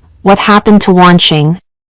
What did you do to her this time? What did I do to her? His voice screeched, sharp enough to pierce my eardrums. It's her, in front of all the family, in front of Uncle Chen, Director Li, everyone. She pulled out some fake, chaotic evidence from who knows where, slandering me, defaming me. What does she want? To destroy this family, to ruin the Lin family, and you orchestrated all of this, didn't you? Slander, defamation. Wanqing had actually made her move at the family meeting. She'd presented the contents of that blue USB drive. A wave of immense dread mixed with a secret, flickering hope washed over me. I snapped back, my voice sharpening. Lin Jinbang, calm down. Wanqing is just a child. What could she possibly have? Or is it that you've done something shameful, and the child found out, and now you're turning it around on me? Give the phone to Wanqing. I want to talk to my daughter. Don't even think about it, he bellowed. I'm telling you, Xinqingzi, this isn't over. Neither of you is getting away. I'll make sure you both know what it means to betray the Lin family. Lin Jinbang, if you dare lay a single finger on Wanqing, just try it. My own fury erupted, hot and uncontrollable. I'm warning you, if she loses even one strand of hair, I'll risk my life to expose every single one of your filthy secrets. You want to know how much I know? Let me tell you, far more than you can imagine. The line went silent for a moment, filled only with heavy, ragged breathing. Then came the deafening crash of something being smashed to pieces, followed by the sharp click of the call being abruptly terminated. all that remained was the hollow hum of a deadline. I stood there, gripping the phone, my body frozen yet burning, as if caught between ice and fire, watching. What had she done? Lin Jinbang's reaction was so violent, so laced with fear. What she had revealed must have been devastating. Was she safe now? How would the Lin family treat her? I immediately tried calling the encrypted number she had used to text me earlier. No answer. I tried her old phone. It was switched off. Panic flooded me like icy seawater, cold and suffocating, but I couldn't afford to fall apart. I forced myself to sit down, my hands trembling as I contacted Zhou Mukin. Wanqing might be in trouble at the Lin family mansion. Find a way, using every legal means, to confirm her safety. Call the police if necessary. Then I reached out to lawyer Qin Feng. Emergency. My daughter may be confined or threatened at the Lin residence. We need immediate legal action. Apply for a protection order. I don't know, but we must ensure her physical safety. After sending those messages, I collapsed into the chair, my eyes fixed on the encrypted phone that had gone silent, praying for it to light up again. Time had never felt so agonizingly slow. I don't know how long passed, maybe just 10 minutes, maybe an eternity, but then, the encrypted phone's screen suddenly flickered to life. A video call request. I lunged for it, my fingers trembling as I pressed the answer button. On the screen appeared Wanqing's face. The background was unfamiliar, a simple, cleanly decorated room, nothing like the old-fashioned luxury of the Lin mansion. Her complexion was pale, but her eyes burned with an unusual brightness, a fierce determination, and even a cold sense of relief. She didn't look injured. Mom, she said, her voice a little hoarse but steady. I'm fine, I'm in a safe place. Arranged by Uncle Gu. Uncle Gu, Gu Huiyuan, how could he? As if reading my question, she quickly explained. During the meeting, after I presented the evidence, everything fell into chaos. Grandma fainted, and everyone else was in disarray. Dad, Lin Jinbang tried to forcibly take me away, but Uncle Gu had already arranged people outside the Lin mansion. They helped me escape in the chaos. He's right here now. The camera shifted slightly, and I saw Gu Huiyuan's face, stern but nodding slightly at me. I covered my mouth, and tears streamed down my face, tears of lingering fear and overwhelming relief. Wanqing, you scared me to death. What did you do just now? What was in that USB drive? Her eyes sharpened, like a blade drawn from its sheath. Mom, I got the decisive evidence. It's not just financial fraud, related party transactions, or tax evasion. There's also the real reason behind Grandpa's company going bankrupt. Lin Jinbang, together with the then bank credit manager and Grandpa's deputy general, forged massive guarantee contracts and bad debts to drive Grandpa to his death. The USB drive has partial email screenshots, encrypted communication records from back then, and a recording that Deputy General secretly made later, after a dispute over the spoils, where he and Lin Jinbang talked about the whole thing. My breath stopped completely, though I had suspected it all along. Hearing the truth spoken so bluntly, so cruelly, by my own daughter, the impact was enough to shatter me. My father. He really was killed by him. The meeting tonight, he planned to put on a performance. He wanted me to publicly declare my support for him, to accuse you of being unreasonable and making a scene. He even wanted me to sign a letter of authorization, agreeing to hand over the insignificant trust fund under my name to support the family through this crisis. Evening Star's voice was filled with icy, biting sarcasm. I stood there, in front of all the Lin family elders, and the 2 corporate veterans he had specially invited to bolster his position. I played parts of the recording. I showed them the forged traces on the emails and contracts. I said, I want justice for Grandpa. I want everyone to see exactly what kind of creature Lin Jinbang truly is. She paused, looking at my tear-streaked face on the screen. Her tone finally softened, carrying a hint of the fragile, 15-year-old girl she was, choked with emotion. Mom, I'm sorry for making you worry, but I had to do this. Only by tearing everything open can we truly be safe. Uncle Gu has already contacted lawyer Qin, and the core evidence has been backed up and submitted to the Economic Crime Investigation Department. Lin Jinbang, he's finished. Those 3 words fell like the final judgment, heavy and absolute. Through my blurry, tear-filled eyes, I stared at my daughter's resolute yet youthful face on the screen. My heart ached as if it were being torn apart. Yet a boundless wave of pride and bittersweet sorrow surged within me. My daughter, my evening star, you've returned with Thunder, with the truth, you've come back, on the screen. Evening Star's face still held the lingering traces of childish innocence, but the light in her eyes was like a star finally rising after crossing an endless night, clear, unwavering, and carrying a quiet strength born of having weathered a storm. Tears clouded my vision. I blinked frantically, trying to etch every single detail of her into my memory. My daughter, my little warrior. She had truly done it, in a way I had never dared to imagine. She had blasted an irreparable crack into the iceberg that had loomed over us for years. Evening Star, I choked out, 1,000 words stuck in my throat, finally condensing into the most instinctive question, are you hurt? Did they give you a hard time? Evening Star gently shook her head. A faint, reassuring smile appeared on her pale face. No, Mom, they didn't have time. When the evidence came out, Grandma clutched her chest and collapsed right there. The room was in chaos. Lin Jinbong. He tried to grab my USB drive and reach for me, but Uncle Goo's people stopped him. Everyone else was stunned. No one dared to move. She paused, a hint of barely perceptible fatigue creeping into her voice. Just a little tired, then rest. Don't think about anything, I urged, desperate to reach through the screen and embrace her. Where are you? Are you safe? Mom is coming to you right now. Ms. Shin. Gu Huiyuan's voice came from the side. He stepped closer, his expression steady but tinged with gravity. Evening Star is safe now, in a completely secure location with dedicated care. Lin Jinbong is like a mad dog right now. He'll be searching everywhere for her, and he might even do something irrational out of desperation, until she officially speaks with the police and completes the necessary procedures. This is the safest option. Please understand. I took a deep breath, forcing myself to stay calm. Gu Huiyuan was right. This wasn't the time for emotional indulgence. Lin Jinbong's crimes had been exposed. He faced not just financial ruin but prison time. He was capable of anything. I understand, Mr. Gu. Thank you. I looked at Evening Star on the video feed, trying to steady my voice. Evening Star, listen to Uncle Gu. Get some rest. As for the police, Lawyer Qin is already in contact with the Economic Crime Investigation Department, bringing part of the organized evidence. Gu Huiyuan interjected. The situation has blown up so big that the Lin family can't cover it up anymore. Those two veterans Lin Jinbong invited to back him up left with ashen faces before the meeting even ended. One of them made a call as soon as he walked out, probably to a regulatory contact he knows. Now, it's no longer as pushing things forward. The whirlpool the incident itself has created will drag him, and Lawyer Qin Feng's voice also came from off-screen, calm and professional. Ms. Shin. The evidence we submitted is solid, especially the part concerning the bankruptcy of old Mr.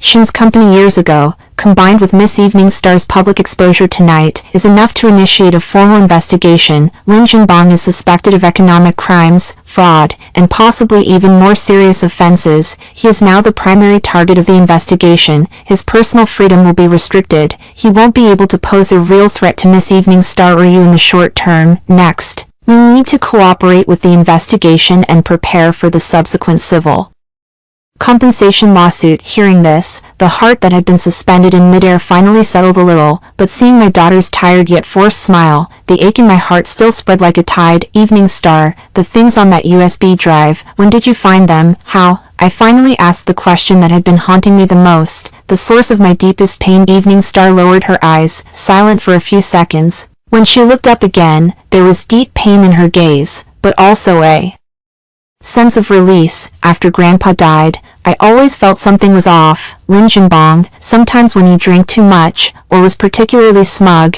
he would let slip an expression that made me deeply uncomfortable. Before I went to Melbourne, I made a point of going back to the old mansion to sort through things, but I actually went to the old safe in his study, the one he almost never lets anyone near. The password I tried for a long time. In the end, I guessed it using Grandpa's birthday. Combined with yours, Mom. Her voice was very soft, but each word hit my heart like a hammer. Inside, there were a lot of old documents, copies of correspondence he should have destroyed long ago, early accounting notes. The part about Grandpa's company was hidden at the very bottom of an old file folder labeled processed waste documents. I saw the draft of the forged guarantee contract, and a few notes he had written instructing that former deputy on how to operate that recording. When I was in Melbourne, I managed to contact that deputy's son. He had a deep impression of his father's later years. Filled with alcoholism and regret, he had secretly kept his father's old phone, which had that recording on it. I promised I would try to get lenient treatment for his father afterwards. Evening Star glanced at Gu Huiyuan, who nodded slightly, indicating that this part would be handled properly later. I see, my daughter, while I was still drowning in the pain of a failed marriage, had been working like the sharpest detective, step by step, unraveling threads, even risking everything to dig up the bloody truth buried in time. She hadn't just prepared future ammunition for me, the black card and early evidence, but at the critical moment, she personally handed me the sharpest dagger aimed at the enemy's heart. That money, I looked at her, the mystery of those 15 million yuan finally needing to be unraveled. At this mention, Wan Xing's expression softened, even revealing a hint of the sly, proud mischief of her age. Mom, do you remember when I was in 8th grade, I pestered you to let me learn financial investment, and you opened a simulated trading account for me? I paused, letting the memory surface. Yes, there was that. At the time, I thought it was just a child's whim, and I even asked a trusted financial manager to occasionally guide her. It wasn't a simulated account. Wan Xing pursed her lips. I asked that uncle to open a real account for me, using an education fund account that Lin Jinbang had set up in my name years earlier. The amount was small, 1 million. He probably forgot about it long ago. I used that million, followed the market trends, and applied what I learned. I got lucky. Over 3 years, it multiplied significantly. Later, when I discovered he was secretly transferring assets, I began deliberately exploiting his neglect in some small loopholes, like asking him to transfer more money into that account under the guise of special course fees or sponsoring school activities, or intercepting part of the alimony he gave you, Mom, which you returned or never even received. She said it lightly, but I could imagine the heart-stopping tension. To accumulate capital, bit by bit, under the watchful eye of a calculating father, what caution and mental fortitude it must have required. After I had about 6 or 7 million in principal, I used some hidden channels that Uncle Gu had left behind years ago. Sorry, Uncle Gu. I secretly investigated you, to access high-risk, high-return overseas hedge funds and early-stage tech projects. Wan Xing glanced at Gu Huiyuan, who shook his head with a wry smile, but his eyes held admiration. My judgment wasn't bad. Wan Xing showed a rare hint of shyness. I hit the mark a few times. The money snowballed. I didn't dare keep it in my name, so I used some methods to transfer it to that bearer asset card opened under your name. I thought, if one day you needed to leave, to start over, at least, you'd have a foundation. I set the password as your birthday, in case something happened to me, you could eventually figure it out. She looked at me, her eyes clear and warm. Mom, most of that 15 million is what your daughter earned herself. A small part came from the trust fund grandfather left me and what I took back from Lin Jinbang, things that were always yours. Now, they truly belong to you. Tears broke through again. This time, they weren't born of sorrow, anger, or fear, but a mix of endless heartache, pride, and release. My poor child, her youth, which should have been carefree, had been burdened so early with such heavy secrets and missions, yet she was so strong, so radiant. Silly child, I sobbed uncontrollably. Mom doesn't need that much money. Mom only wants you to be safe, to be happy. We'll be safe, Mom, Wan Xing said softly but firmly through the screen, and we'll be happy, once all this is over.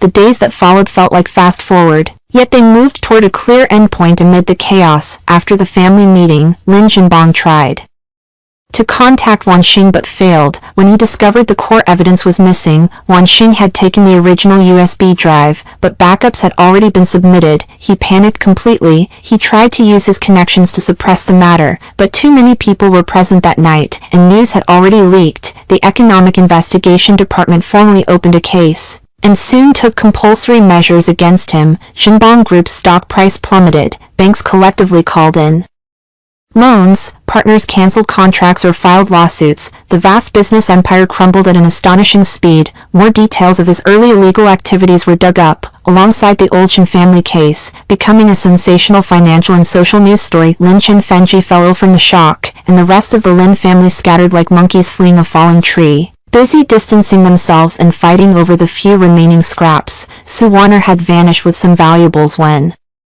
the Dingfeng project collapsed. Lin Wei tried to struggle, but with solid evidence and a unanimous board vote, she was also kicked out of the company's management. Lawyer Qin Feng's team, representing Wan Xing and me, launched intensive civil recovery lawsuits. Thanks to the complete evidence chain Wan Xing provided, we not only successfully recovered all the assets that belonged to my father, the Shin family, which Lin Jinbang had embezzled, along with years of accrued returns, but also obtained massive compensation for the part of the divorced property division he had hidden and transferred. After paying fines, compensation, and debts, Lin Jinbang's remaining legal assets were almost nothing. 3 months later, on a crisp autumn afternoon, Wan Xing and I stood on the top floor of the restructured Shin Enterprise building. This was where my father once worked, later taken by Lin Jinbang through cunning and force, and now, finally, it bore the Shin nameplate again. Outside the window, the sky was high and the clouds light. A gentle breeze brushed our faces. Wan Xing had cut her hair short, wearing a simple shirt and jeans. She looked a bit thinner, but her complexion was good, and her eyes were bright. She was looking at an early admission letter from a top foreign university, for a double major in financial engineering and computer science. Decided, I walked over and handed her a glass of warm water. Wan Xing took the water and nodded. I want to learn something more solid. Last time, it was partly luck, and, she looked at me, her gaze serious. I want to win back the time grandfather and you lost, Mom, in my own way, not just recovering property, but truly building a career worth being proud of. I stroked her hair, my heart full of relief. Whatever you want to do, Mom supports you. Just don't push yourself too hard. You're still young. Enjoying campus life is just as important. I know, Wan Xing smiled, and that smile finally had the brightness of her age. Mom, what about you?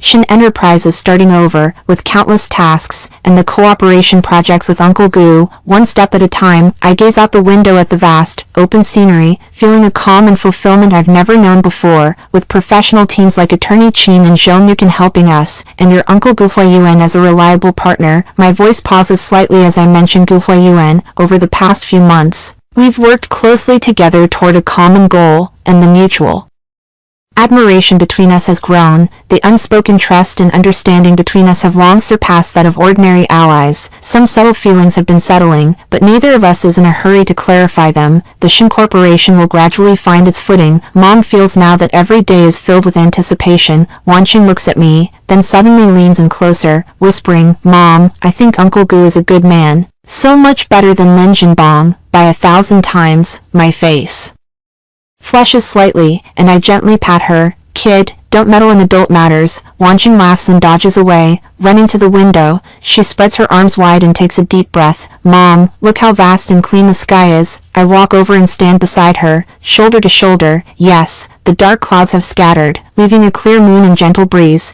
The scars of the past may never fully heal, but we have cut away the festering wounds with the most decisive means, and with our own hands.